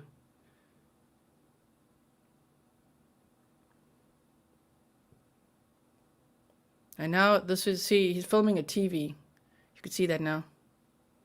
This is the return, which Gannon isn't in this footage. The neighbor felt like a red flag because he saw 2 people leave and only 1 come back. And I still wonder about that. Like, you know, isn't there any footage beyond this that maybe he sat in the car for a long time? Maybe like he stayed in the car. Maybe he got out later. Maybe he got out on the other side. I don't know. But the police have said he definitely was murdered in his bedroom. So it's kind of impossible at this point that he's not returning to the house with her. Unless she dropped him off. That's what I mean. If there's more footage, what if she told him to get out the car down the street and walk home? That was one thought I had, you know, because he's not seen on this footage.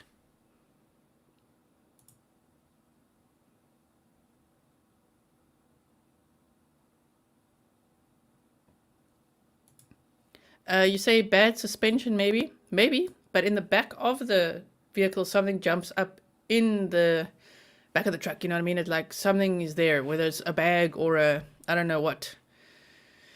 Oh, it's giving me Chris Watts vibes.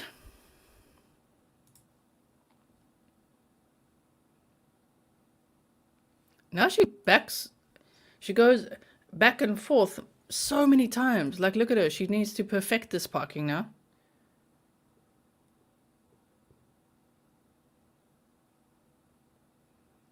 Brought him back in the suitcase? Well, at this point he was still alive, you know? Brought him back in the suitcase, and that would explain why he doesn't get out of the truck. He was still... You know what's interesting is that the neighbors said that they returned at 2:19 p.m. and the police said that they believe he was murdered between 2:16 and what was the other time? 5:30. 5:34 p.m. So that's 3 minutes before the neighbor says they arrived home. That is interesting, but I do believe, you know, based on the evidence that the police have shared and that we'll probably learn about in the trial, he entered the home and he was murdered in his bedroom because that's where all the evidence was.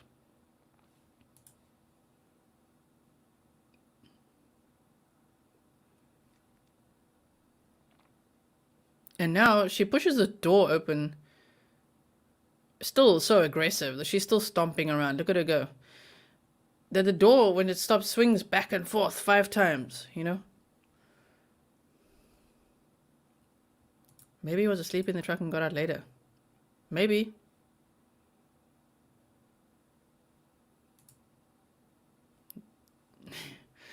The trips between the PetSmart visits are super weird. So here now, she opens the door.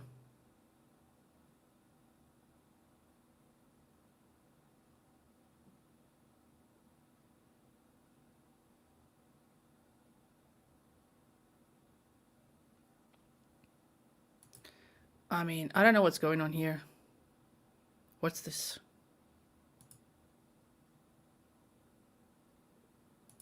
I mean, it looks like, to me, this looks like it could be Gannon or someone in the back with sunglasses on, right?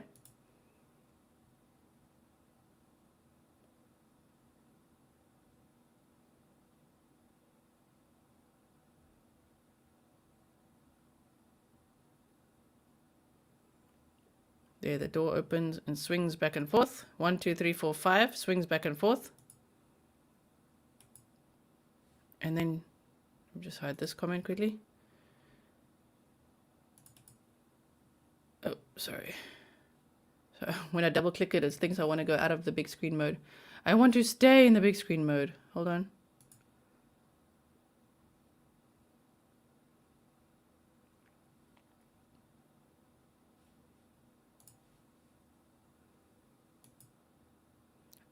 Just stepping onto the ground. Just like right there. She looks so freaking weird. What is she carrying here too? If it's, I mean, it doesn't even, sometimes this looks like a guy, but like, I mean, what is, do you think this is, what do you think this is?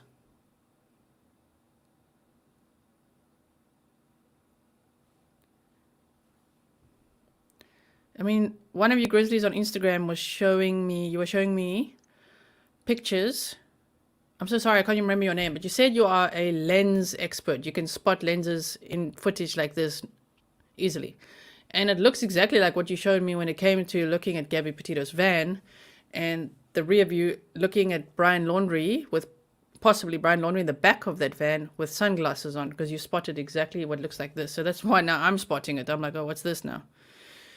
Anyway, here is this person getting out, carrying something here. And stomping off.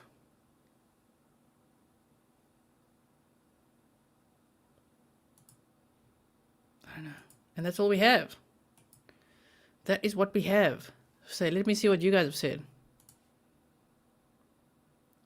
So he could have been in the suitcase still alive, as maybe she thought he was already gone. Surprised not gone, hence the over-aggressive method.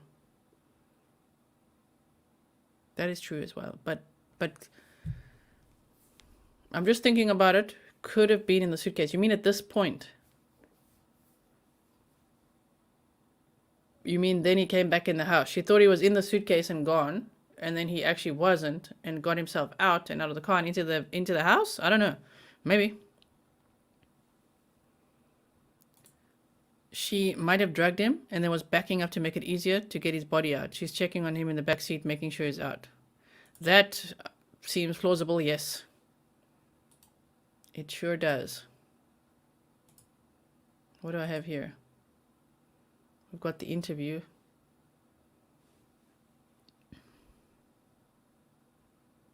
In the bed of the truck, it bounces up when pulling out. Yes. I think it's a sticker. I think it's a glare on the neighbor videotaping it. Maybe.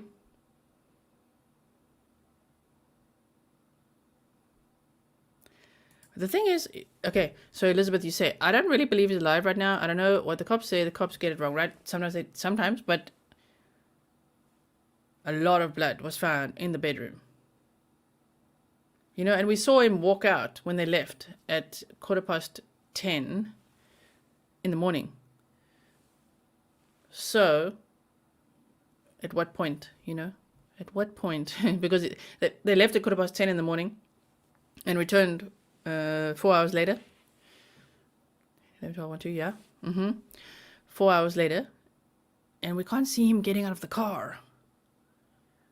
I just wish we had more of the footage.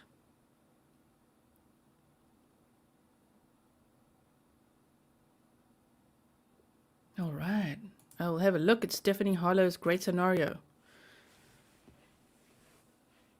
Weird. Looks like a face at the window. Passenger window. Could be a sticker.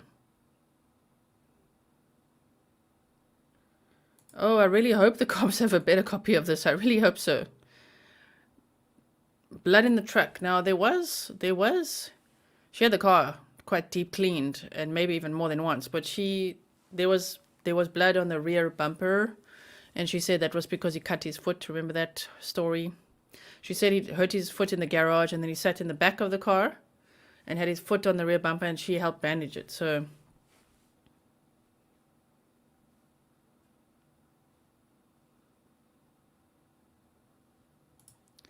if he was already deceased and in the suitcase, it could be an easy transfer to the bedroom with no blood anywhere else, and then she smeared the blood all over. I mean, maybe. And to think she then also made up the story of Eduardo coming into the house. Remember that? Whoa. Yeah, there is a shadow on the other side of the truck. I mean, he could have gotten out on the other side, and maybe she would have instructed him because she possibly also instructed her daughter to do stuff. I can imagine she was quite a scary lady. And maybe she said, look, when we get home, you're getting out on the other side. And you will wait, I don't know, what, 5 minutes or what, then you'll get out on the other side? Maybe, maybe. I mean, maybe in the trial they could say this. We're probably going to learn a lot more in the trial, don't you think? So the reason I'm covering this is also... one, we want justice for Gannon, and how we'll get that. Two, the trial's coming up. So on March 17th, there will be a pre-trial hearing, and then the trial was set to start on March 28th, but it's been postponed to around April 4th. We're keeping an eye on it, but we're just basically covering the case. I actually did it when my channel started. This was one of the first cases that I covered. Yeah, we need a thriller. Exactly. We need a thriller. Now we're getting a thriller. Tracy, you were here when we covered this case the first time, and we were saying we need a thriller. Which, if you guys don't know what that is, it means a trial. We just say on Grizzly True Crime, we need a thriller. We need a thriller. And now we're going to get one. Oh, my word. And so,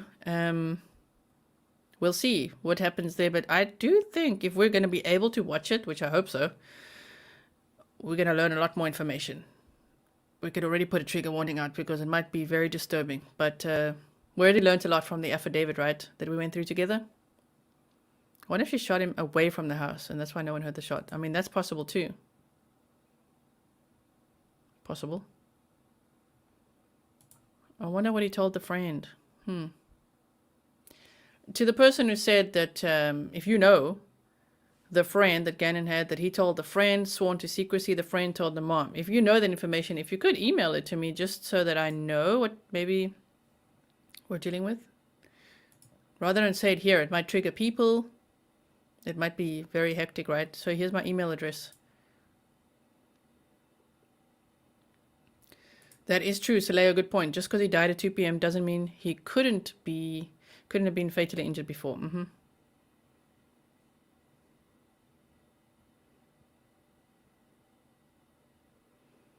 Interesting. His body was found on March 20th, no? Hold on, I'm going to pull up my document here.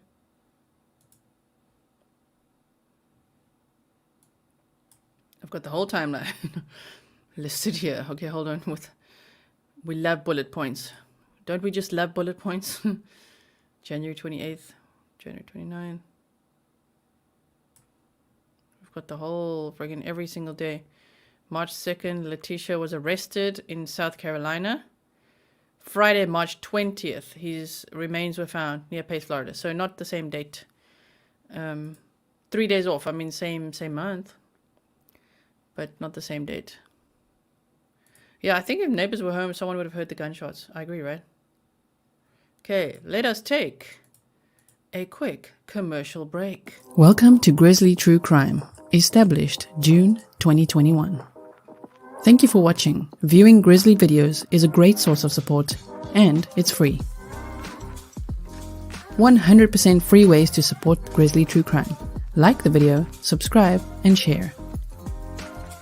Other fantastic ways to support the channel are by becoming a member. All you gotta do is click the join button. During a live stream or premiere, you can buy a super chat or super sticker by clicking that button right there. The most direct way to support the channel is on PayPal, link below. Join the Grizzly Patreon community and get exclusive perks. You can get ebooks, audiobooks, paperbacks, and collectible notebooks or journals on Amazon. Or you can buymeacoffee.com/Gisela K. I do love coffee. Get yourself some Grizzly merch, and if you do, remember to tag me on social media.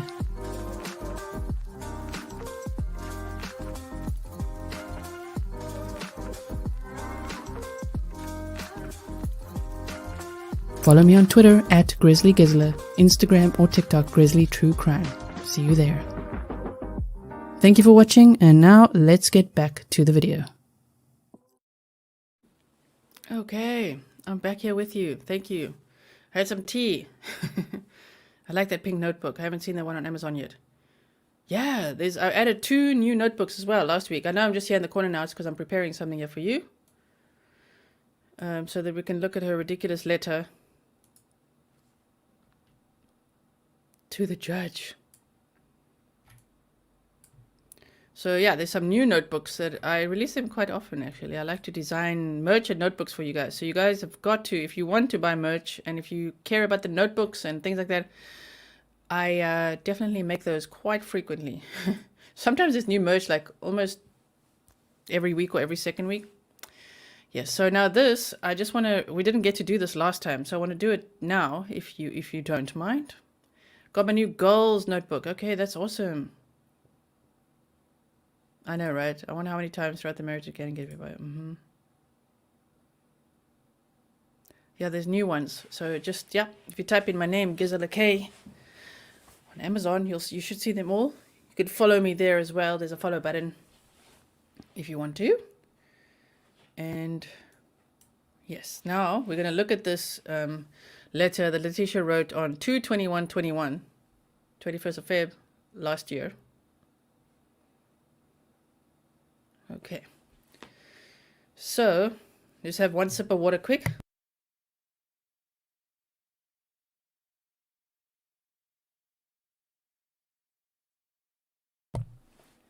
Oh, I'm right here. Space Junker says, looking closely at the video, I feel like he got out on the passenger side. I feel like I can almost see the top of the door open before she opens her door, and then I see his shadow as he's getting out.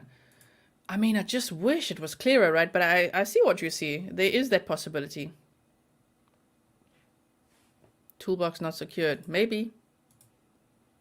I mean, there was a saw as well, wasn't there? And other wood that she just said, oh, that went flying off the back at some point. Because they're like, where's the saw? Like, what? Okay, so if we look at this conflict hearing info, this is her writing. She wrote this in prison. Judge Vanner. On 2/19/2021, I was unable to talk with Judge Bain about my conflicts with my defense team due to, remember, she won't play the victim, yeah?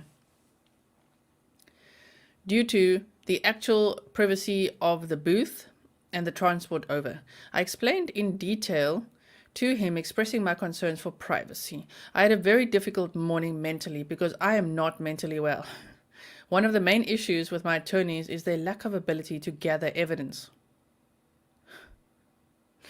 Due to this, I find little value in the term expert. Wow. Like, look at her go. She's throwing her defense team under the bus. To the judge. First, they were unable to obtain my mental health records from Charleston, South Carolina, when I finally paid a firm in South Carolina to obtain them. We'll go over that after this, okay? Just a history there, and then we'll wrap it up. In 2016, I was diagnosed with and received treatment before work for over 28 hours of care. Diagnosed with, and they blanked it out. What? And received treatment before work for over 28 hours of care. The school district even provided extra services and later let me medically resign due to the ongoing reality breaks. And we're going to go over that, why this is another lie. In 2018, I was hospitalized in Canada, crossing the border for 2 days, and completed more OP treatment when I returned. I tell you this because it sets the stage for why I cannot work with my attorneys. I signed release forms for them to get all this information so they would have a better understanding of why I'm all over the place some days. I asked them to use the info from a non-biased doctor who worked with me more than 2 hours, but instead they sent a lady who was clearly an actress and friends with the DA. Whoa. Thank you for setting the reminder for Daniel's stream tonight. I'm going to head over there I'll be over there in an hour and a half, okay? So I'm just facilitating the stream, moving right along. Oh, okay. We'll get, at the end, I'll remind you guys to head on over there if you can.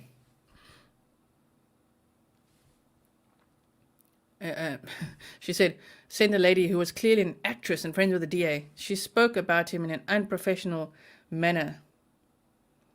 Their history and his election. Now I'm sure all this was true, but I thought she worked for the court, not one particular side. My attorneys did this to make me look like a perjurious individual. Instead, it was... malfeasances on their part.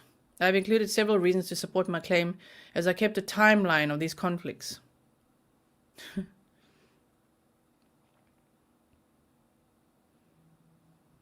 Yeah, she used so many vehicles. Yes, she did.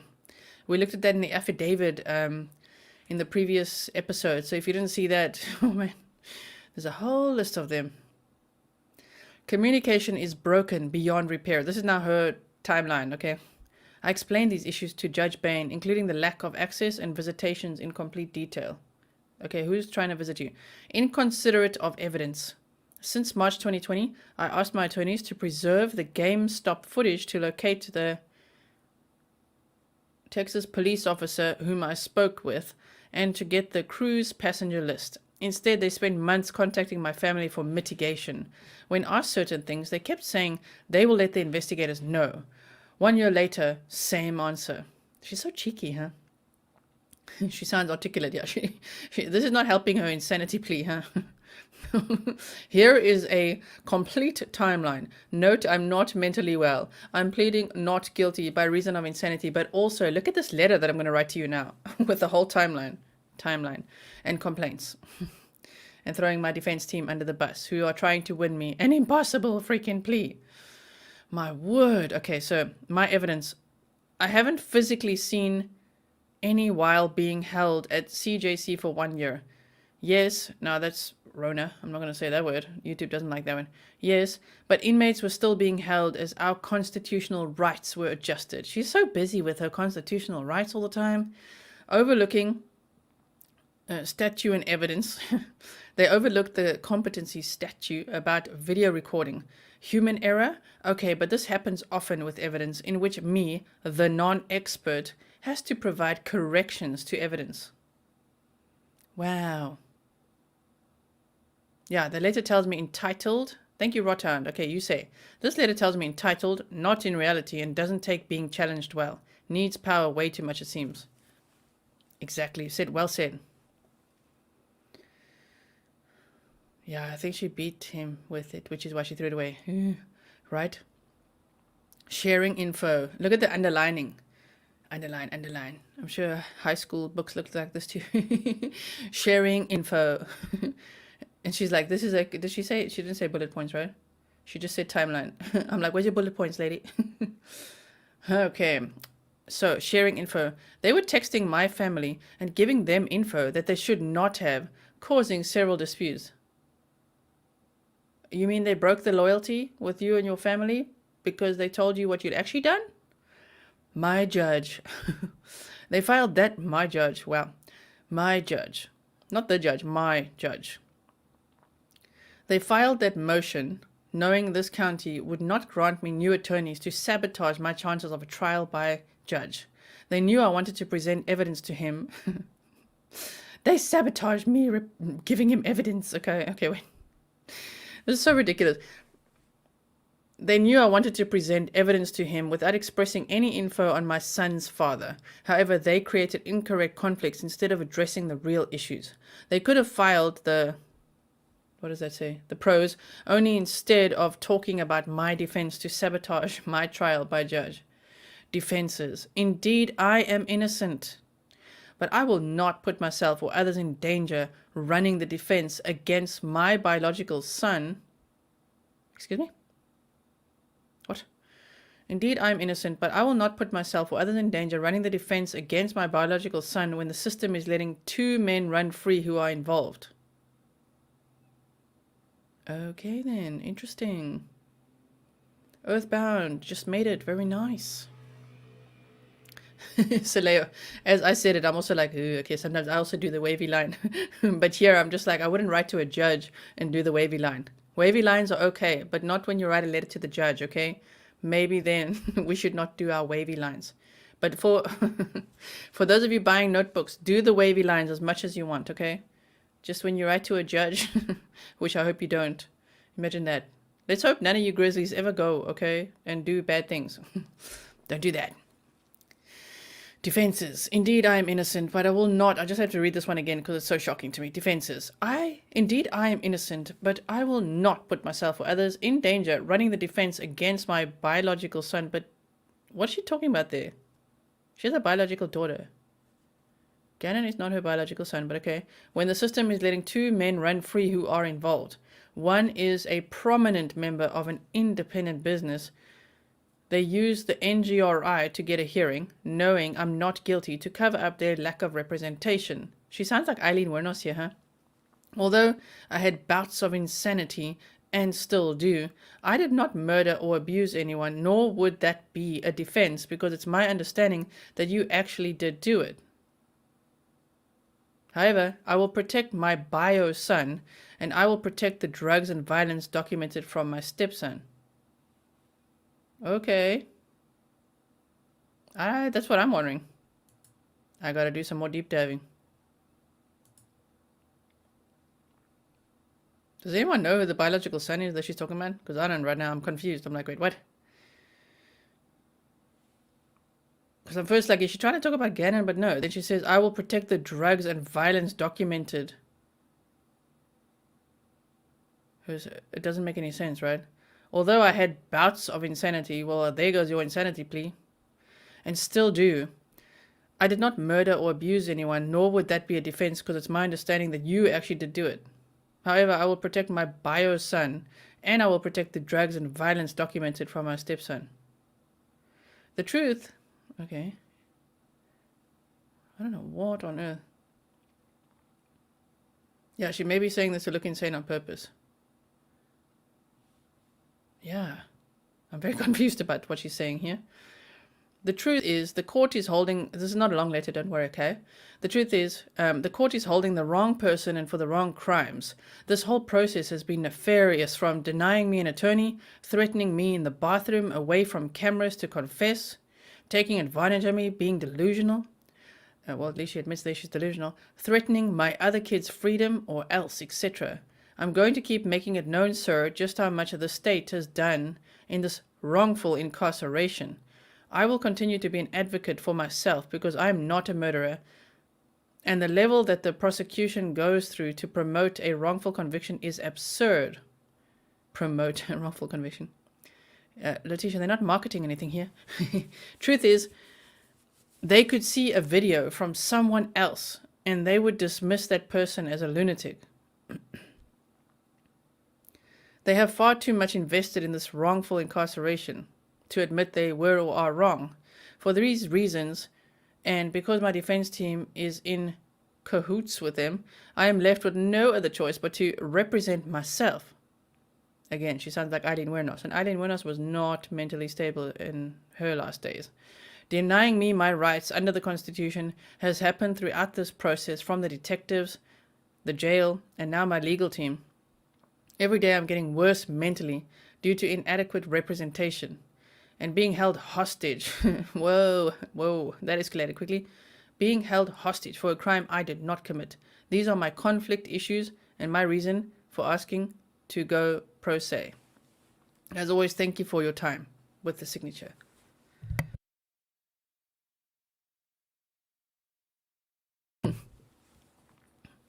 Here we got the top snark of the day, right?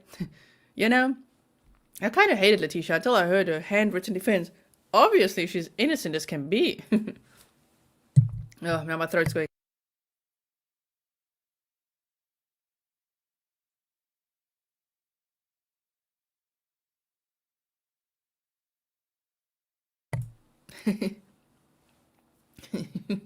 Instead of bye Felicia, it's now bye Letecia. That was sarcasm, Starflower. I know, right? You can just see her, yes, with this face here.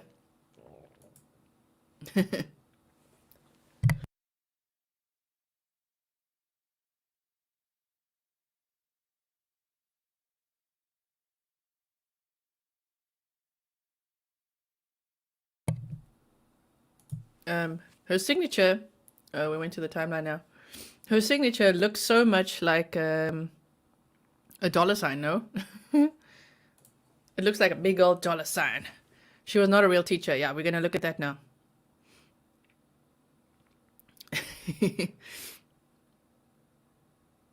That signature shows me ego.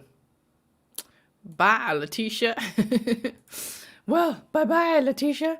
Okay, wait, now I'm gonna just do this.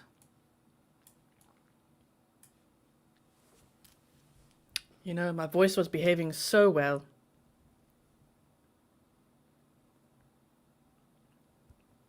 Now I wanted to show you this one. I just want to check what's going on here with the stream later, but let's do this one. Again, I'm reading from my phone because VPN, you know? She looks crazy. Okay, so look at this. Or listen to this. Look at this. Okay, now listen to it.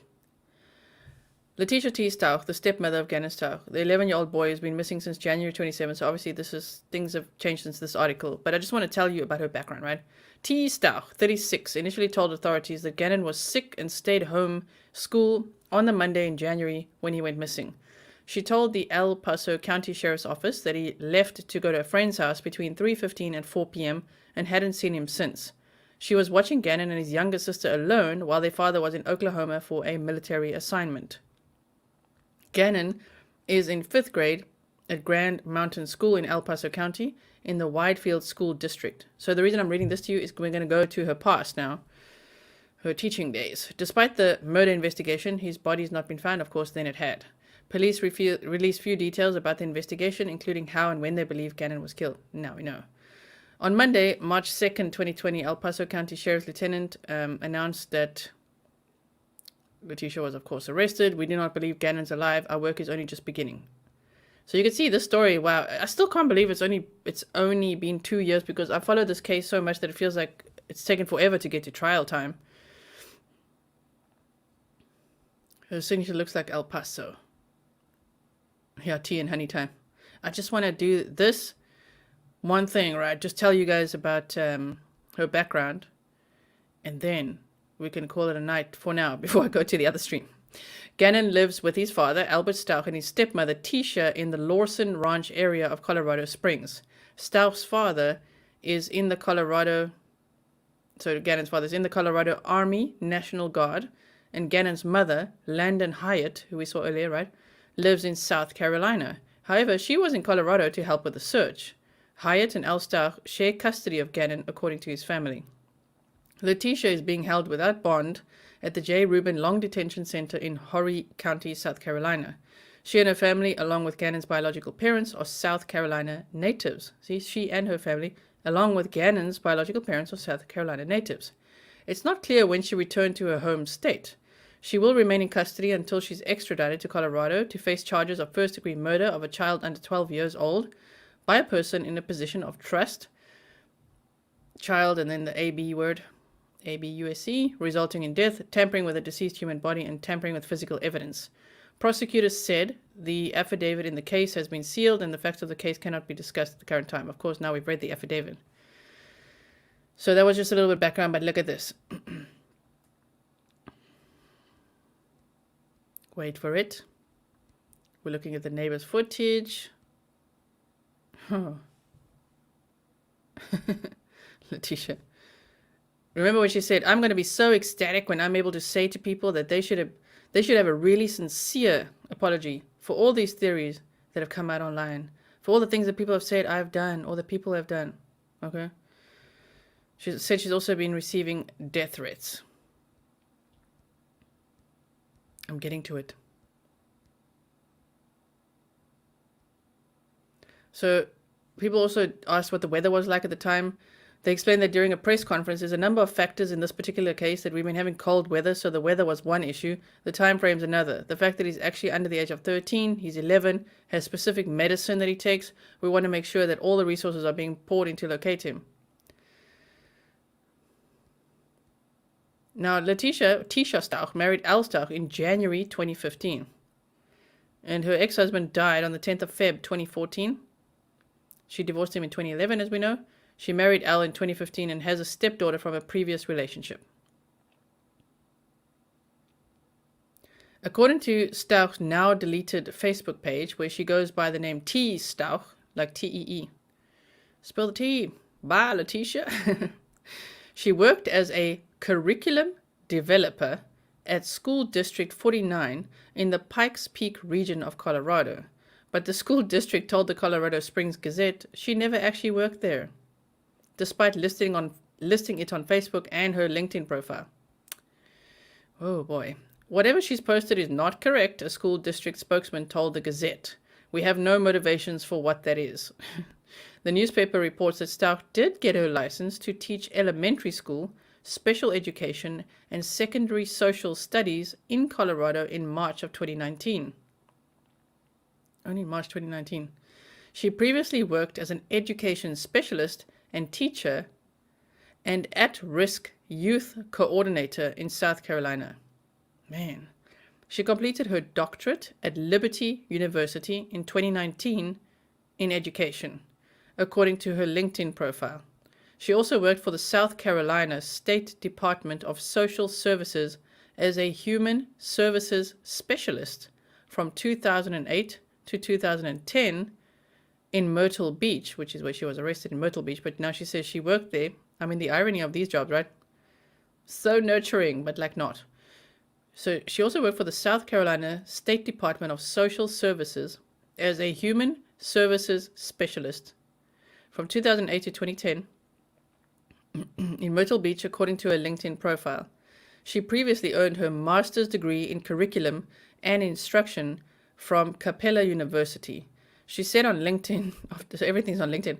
She said on LinkedIn after graduating with a political science degree from the University of North Carolina, Pembroke. I don't think she did any of this, right? Just check. All right, just checking my mic. Prior to marrying Al Stauch in January of 2015, she had a daughter from a previous relationship who is now 18.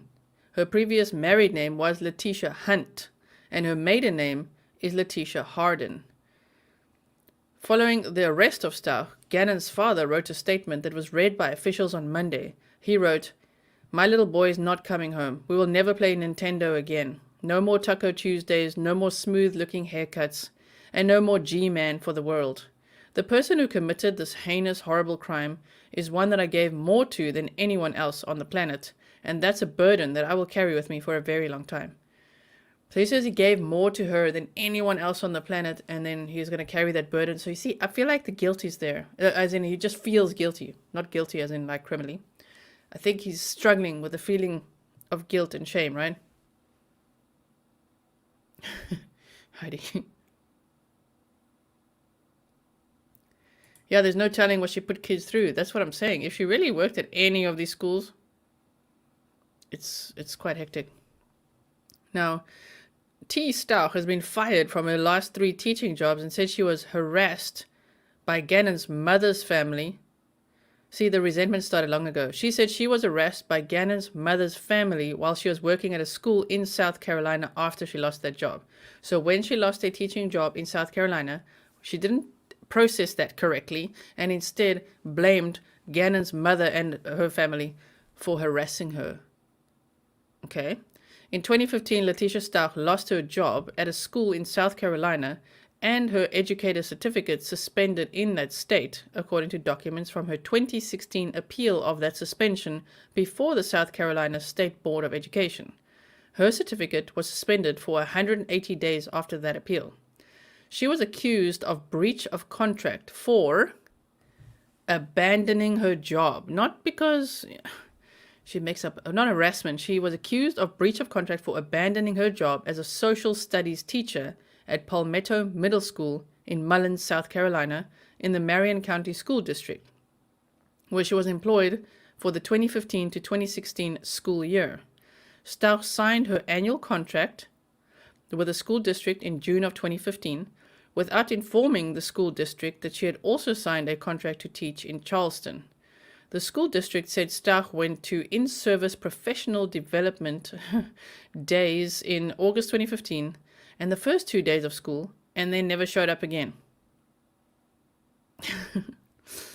Not only is she like, it's not like a naughty student, it's a naughty teacher, just bunks class, all of it. So they said she went to in-service professional development days in the August 2015 and the first 2 days of school and then never showed up again.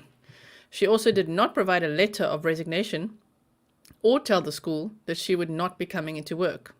She just disappeared, ghosted them. The school district said she later did email Human Resources.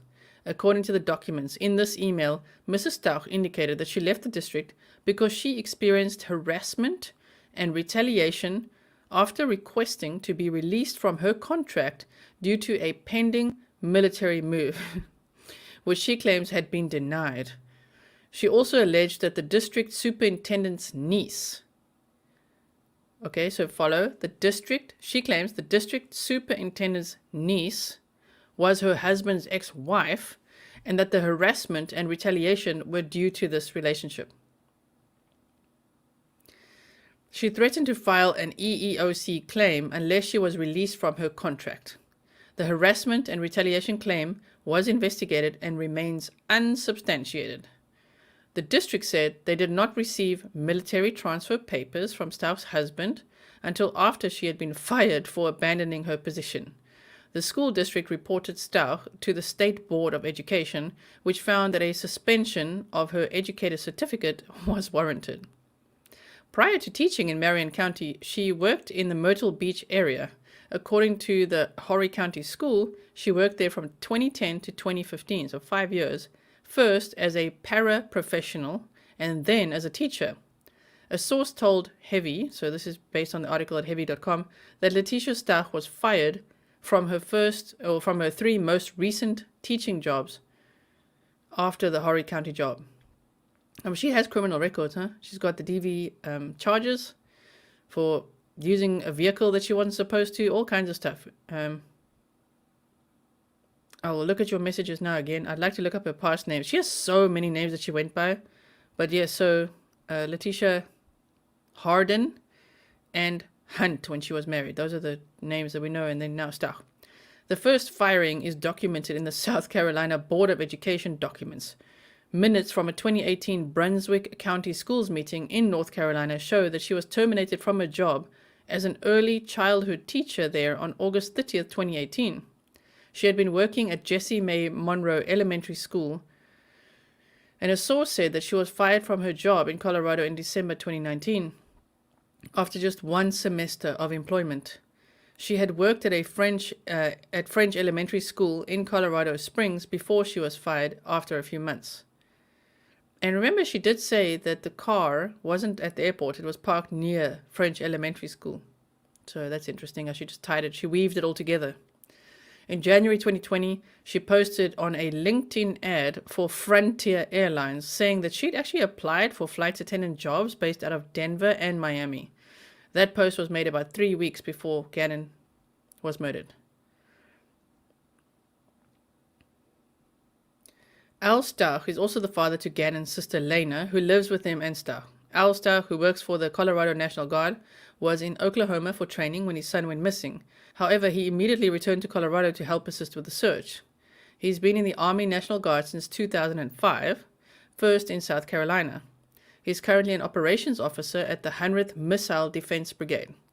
Al Stauch studied psychology at Liberty University, graduating in 2010, and space studies at American Military University. His younger daughter was featured in the parents' plea video to help bring her brother back home. Court records show that Letecia Stauch was previously arrested in North Carolina and South Carolina. She was charged with first offense DV in South Carolina in November 2010. And remember, she got divorced in July of 2011. So it's probably because of all the DV that she was inflicting. And then they say, but the case was later dropped. In North Carolina, she was placed on probation in 2002 after 3 2001 arrests. She was charged in February 2001 with communicating threats, in April 2001 with simple assault, and June 2001 with unauthorized use of a motor vehicle. There you go, according to North Carolina records. Further details about those cases were not immediately available. Letecia issued a statement on February 12, 2020, urging Gannon to come home and thanking those who'd been searching for him, while also blasting people on social media who suspected her of being involved in her stepson's disappearance. Social media has been devastating, from the harsh comments, speculations, threats, cyberbullying, etc. It has been a challenge when people are trying to run you off the road, waiting outside your hotel, threatening to kill you.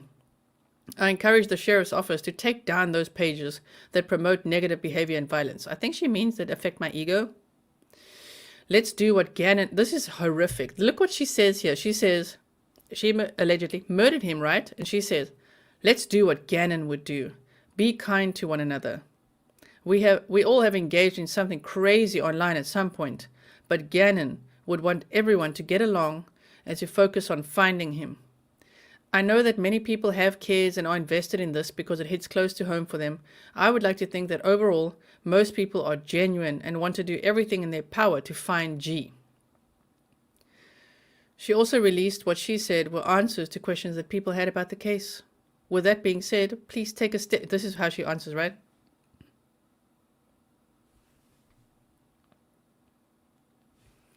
I do wonder, did Gannon's father know of all of Letecia's issues before he married her? I don't know. Maybe not. Maybe not. I miss it. Yeah, definitely not that bright, Letecia. I can hear the cell slam shut. Oh, my word. Here's what she says. With that being said, please take a step back for a moment and let me explain to you a few details. I can imagine her doing this. Let me explain to you a few details were not released. For example, just like the video that was leaked. The surveillance footage or what? There are additional details that were hidden due to 1, the department doing its job, and 2, the effects of social media and how some individuals would criticize or hinder the investigation. I chose to listen. I didn't leak videos or information. But at this time, it's getting later in the process, and we just want Gannon home. I feel the need to fill in some gaps. Now, let me stress this. Police have known this since the first interview. Saturday night, this was, Saturday night, Sunday, was it? Okay, Saturday night, G was helping me unload in the garage and cut his foot because there are a lot of tools, because Albert does woodworking. He sat on the edge of the car and we bandaged it up. He was good to go. He always loves helping his dad in the garage build things like his Lego tables and the flower pot that they built for me as a gift. After this, I noticed G kept going to the side of the house. He told me he was checking to see if the gate was locked because he was the only one with a gate key. It made him proud to be the man of the house while Albert was away. Fast forward, we did a hike on Sunday. Cleared. She writes in cleared. Well, she said, we did a hike on Sunday, cleared. Now, remember that the hike that she said that they did was at that, wait for it, I'm going to tell you the name now. The hike was done, okay, Garden of the Gods, right? That's what she said, that her and her daughter went to. She's like, oh yeah, come here and tell them where we went hiking, right? And then we went to Burger King afterwards. Now, the thing is that her and her daughter actually did go hiking there, but in September of 2019. So if you think about it, that's only 4 months, September, October, November, December, and this is now January 27th. It was 4 months before Gannon was murdered. So it's not that far-fetched for her to say, come here and talk about the hike we went on. But it doesn't mean they went on a hike on that Sunday. No. Okay, so we did a hike on Sunday and shopping on Monday. Cleared as well for getting him out of the other side. She says it's cleared because he got out on the other side. Please don't think for a second that there isn't enough of technology to determine shadows and movement around the truck. There was also proof from my phone that we had taken a selfie in the truck in our driveway that was time-stamped. That's scary. We always send pictures to Albert when we are out and about or when he is away. That can be scanned for actual time verification. Last, from day one, the sheriff's office has known a description of the person or friend whom Gannon left with. No. I explained to them it provided evidence. They had information about G having the key to go out of the side gate. Last, they have more in-depth details that go along with this, pointing to who sent the person or why he may have come. Again, I repeat, they've had this initially, and I was asked to keep quiet about it, so they could have had the best shot at doing their job and bringing G home. The last thing that they needed was a hindrance to their investigation. I encourage you to think of any suspicious cars that may have been in the area watching a few days prior and keep praying for G. Okay then. So that is what I can tell you about that.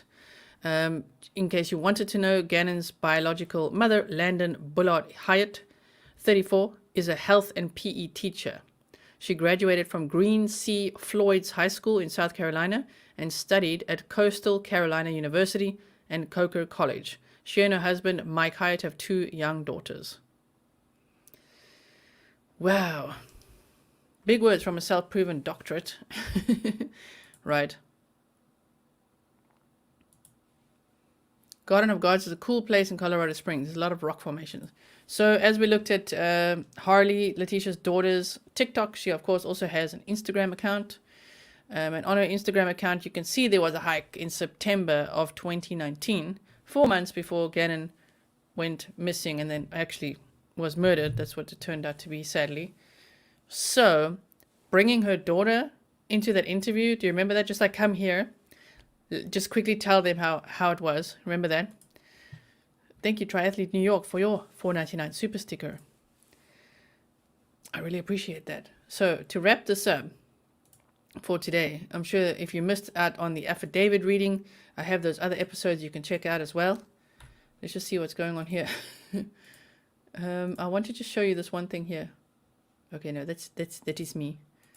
We don't want to see any Grizzlies out there into handwriting analysis. I'd like to know what a signature says about it.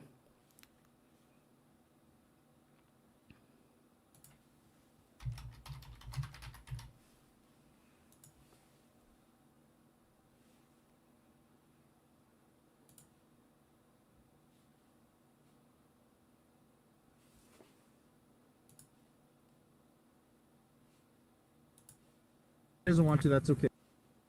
But we don't, that just seems like rumors right now. We looked at this whole interview, but I just want to show you this one part, which is where she's now inviting her daughter to now come and tell them, what happened that day, to say that Gannon was definitely alive and there at the home. Sometimes with kids we have to remind them and things like that, and that's okay, but he was so sweet and able to help anyone. He could notice when you're sick and say, are you okay? And such a kind heart. I know you just said that you can't say anything about the investigation, so you can just say so again if you can't answer this, but is there anything we can hear about the hike? Was there a hike? That just seems like rumors right now. You know what? Could we bring my daughter up here? Because she can go and say that, she came home from work after the hike and she can verify that Gannon was at our home. Okay. She came home from work after the hike. Even that sentence doesn't really make sense because she apparently worked all day, then came over to the house. And Letecia was already ordering around to buy trash bags and all sorts of stuff. So at what point was this hike? She says on Sunday, but when? How? You know what I mean? It doesn't really make sense, but to draw her daughter into this is just absolutely horrendous. To be like, okay, get my 17-year-old daughter over here because she can say that. I'm not going to say it, but she can say it. You see? Yeah, that's fine with me. And if she doesn't want to, that's okay, but you're allowed That's to fine. ask her. Oh, shit. Sound okay so far? Yes. I need Harley. I mean, he wasn't really talking to her there, but she's like, yes, I need Harley. Mm-hmm. I need Harley. Now listen again. I know we've watched this before, but I'll never have enough of watching this. I mean, listen, yesterday I spent the day watching the freaking Moab body cam footage, okay? I watch things over and over and over again. If you like to do that type of stuff, welcome. We do deep dives. We look at everything. We chop it up. We look at it. And here, listen to how she talks to her daughter. Look here. They want you to verify was Gannon at home after the hike. Because you didn't go to the hike, but you came home from work. There, she said, because you didn't go to the hike, because you came back from work, huh? She's reminding her what to say.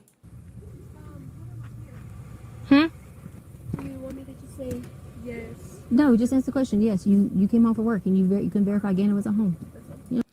It's like, so you want me to say, and it's like, no, man, you just say yes. Like, all you got to say is yes, Gannon was home. That's it.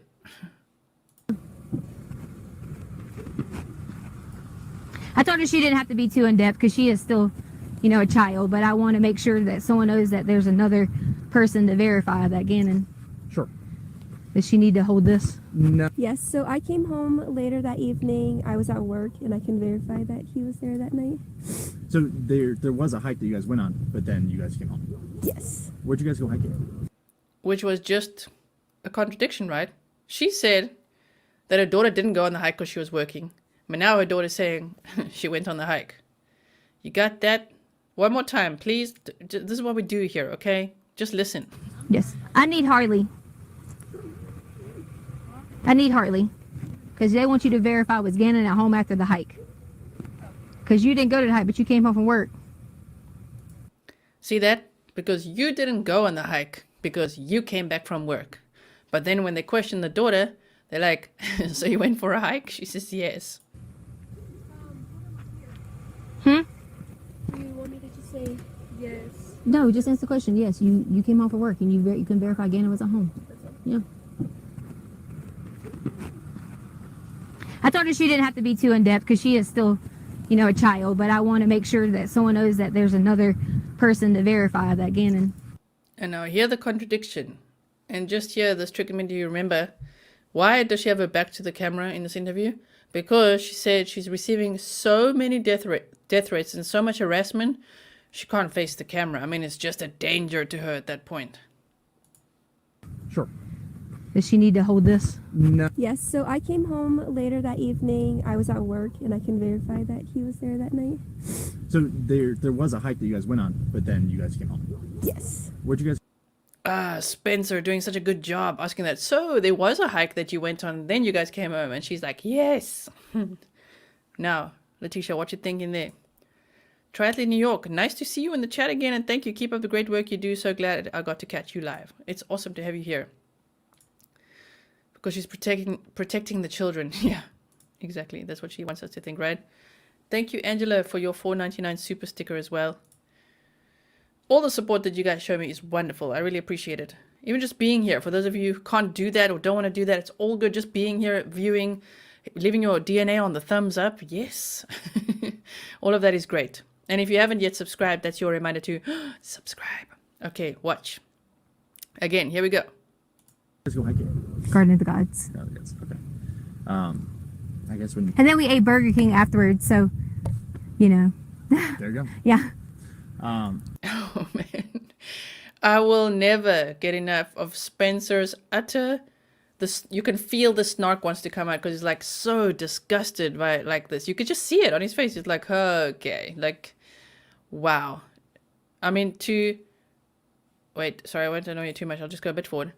To say, so there was a hike that you went on. Then you went home. She said, yeah. And then Letecia doesn't say, no, man, you didn't go on the hike. She's like, yeah, then we had Burger King. She buys into it. She thinks in this moment she can literally fool this guy standing right here. This guy being Spencer. Wilson, right? Yes. What? I was at work, and I can verify that he was there that night. So there was a hike that you guys went on, but then you guys came home. Yes. Where'd you guys go hiking? Garden of the Gods. Oh, yes. Okay. I guess when. And then we ate Burger King afterwards, so, you know. There you go. Yeah. And then it just was, I'm gonna go to play at a friend's house. And then it was just, I'm off to go to play at a friend's house. Unfortunately, I'm not able to like comment on that anymore, and for that reason is because some things have been turned and twisted, and you know that was one of those stories you were talking about where people say things. We had to hear things like, no, you mean everyone saw the surveillance footage? like who would let their child go out at dark and things like that, and that's just why I don't want to answer that. If I had to give, I'm not gonna say that part. That's okay. Never mind. That's right. Look at that. She's like, if I had to give... Yeah, no, I'm not going to say that part. Whoa, Elbow's mom says, we are staying up with you till the end of the vigil. Oh, my word. And you're on my kind of time zone. I mean, the UK is just 1 hour different to me. 1 hour behind, right? Whoa, let's see the time. Yeah, I got to go very soon. So let's just see the end of this year. We could take that out. I understand that it gets tricky with Yeah. legal stuff. Do you feel like I asked you what I need to? Do you feel like this is going to help kind of turn the tide of what feels like a witch hunt, in my opinion? Yes, the reason I'm playing this at the end is when you hear her crying now again, just remember that was her second take. That was edited. The first take was edited out. Well, I wish we could see the raw footage. That would be so freaking amazing. Of her doing take one. Okay, no, take two. I hope am I on camera now? You are still. Okay. Did you love that? It's like, am I on camera now? Look, he says, you are still. Look. What feels like a witch hunt, in my opinion. I hope am I on camera now? You are still. Okay. I think that a lot of... Did you see that? Okay. She's like, am I still on camera? You are still. She's like, okay. Back into acting mode.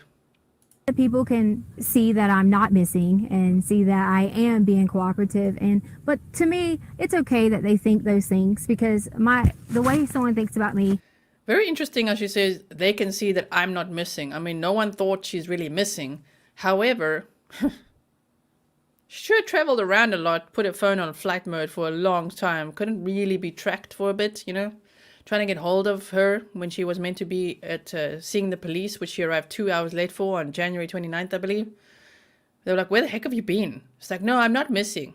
Not at all. I don't know why they're saying that. Okay, but firstly, no one was worried about her missing in this moment. They were worried about Gannon being missing. My word. I don't have a problem with that. My main thing is I would never want someone to think that I would hurt Gannon or any of the children in our home, because that's just not the case. I've spent my whole entire life working so hard in education.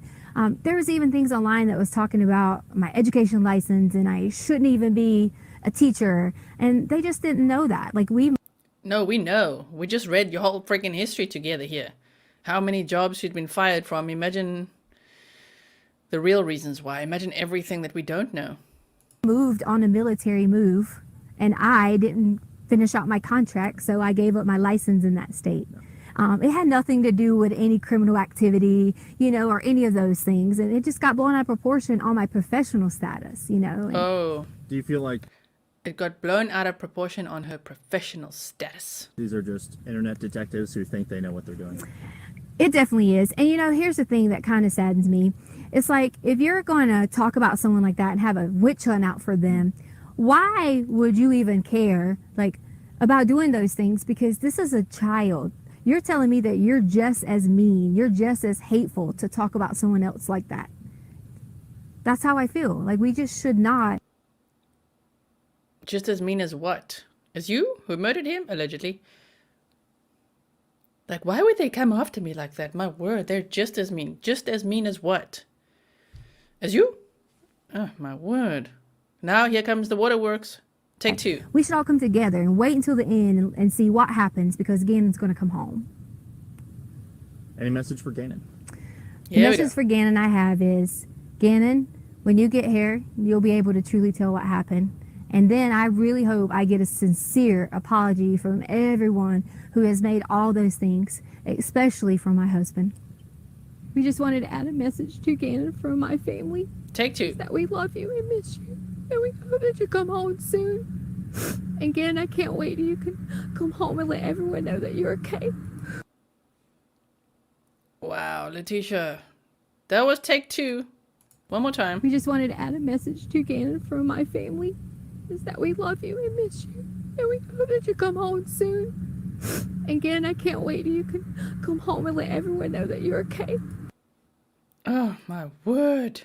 I can't wait till you come home and you can let everyone know that you're okay.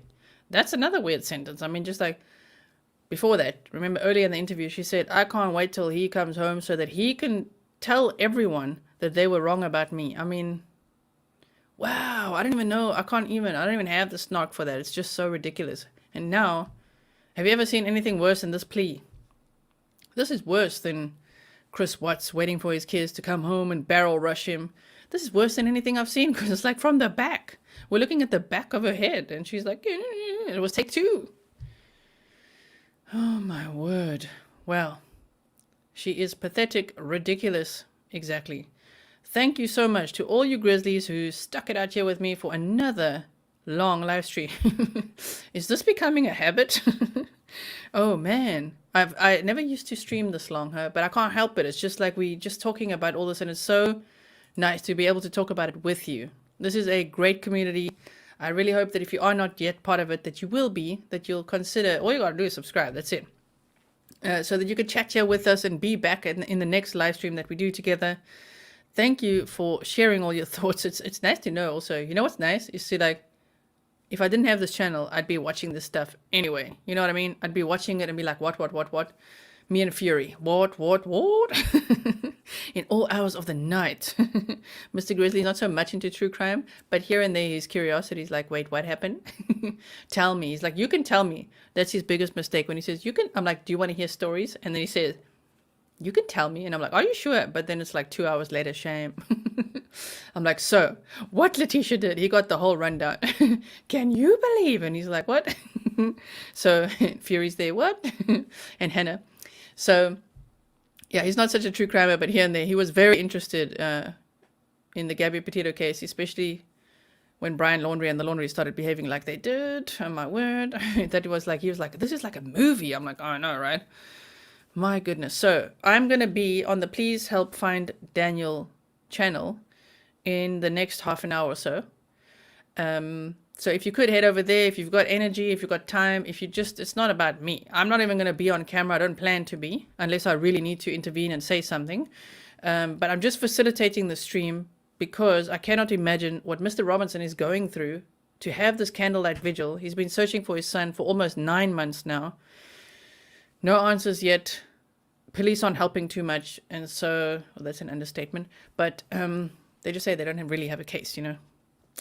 Anyway, and so I feel tremendous, overwhelming empathy for him and his family. And this candlelight vigil is sad. It's like, oh man, like, and I want to be there to support. So yes, even though it's going to be 2:30 in the morning for me, I'm going to be streaming over there so that at least the footage from the vigil can be shared with people who couldn't be there at the time.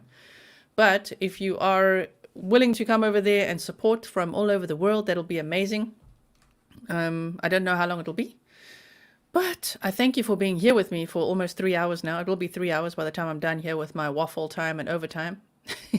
I will drink the rest of my tea. I will have some of my honey before I start that stream. And I will hopefully see you over there. Yes, let's send all our love and hope and positive thoughts out into the world. Yes. Mr. Robinson is going to be on the Kendall Ray show soon. And has the dad spoke yet? I'm guessing you're watching the stream from earlier. The dad does speak. He's going to be on the Kendall Ray show soon, and he's going to be at CrimeCon 2022. So that's in April, I believe. So there is some good exposure and traction, but really he needs all the support that he can get. So even if you can't watch the vigil tonight, if you could at least go to the website, that could be cool. You know, then either sign the petition or donate or volunteer or do something. Share it. Do whatever. Even if you come on over to that stream and just share it, that could already be amazing. Yeah, Kendall Ray. Can someone put the link in, please? My pleasure. With pleasure. I will put it in right now. Just hold on. So if you go to my... I wonder if you guys actually... Let's just take this interview thing off. I want to just quickly show this. Just so that you guys... Sometimes, you see, here's the join button I always talk about, right? But some people literally don't know about the playlist. So home, we've got videos and there's playlists, right? So if you click on this playlist section, you can see a whole bunch that I've made for you guys. So if you want to ever binge a case or something, you can go right here. I think the most one I have is, of course, the Gabby Petito one. There's 148 videos there. True Crime Unsolved and Missing. And then if you go here to channels, I just have this one channel here. Please help find Daniel. And this is where it's happening, okay? So this will be where it's happening. And now what I'm going to do is click the share button. Copy the link. And here it comes. There it is. Thank you so much for watching, for all your support. Thank you so much to the mods who made it. I really, really appreciate it. I know it's like overtime used to be like when we go over 1 hour. My bad. Oh, damn. I'll send you the full name next. Grizzly Chat Live. It's like a night vision police body cam. I'd say worth it. Okay.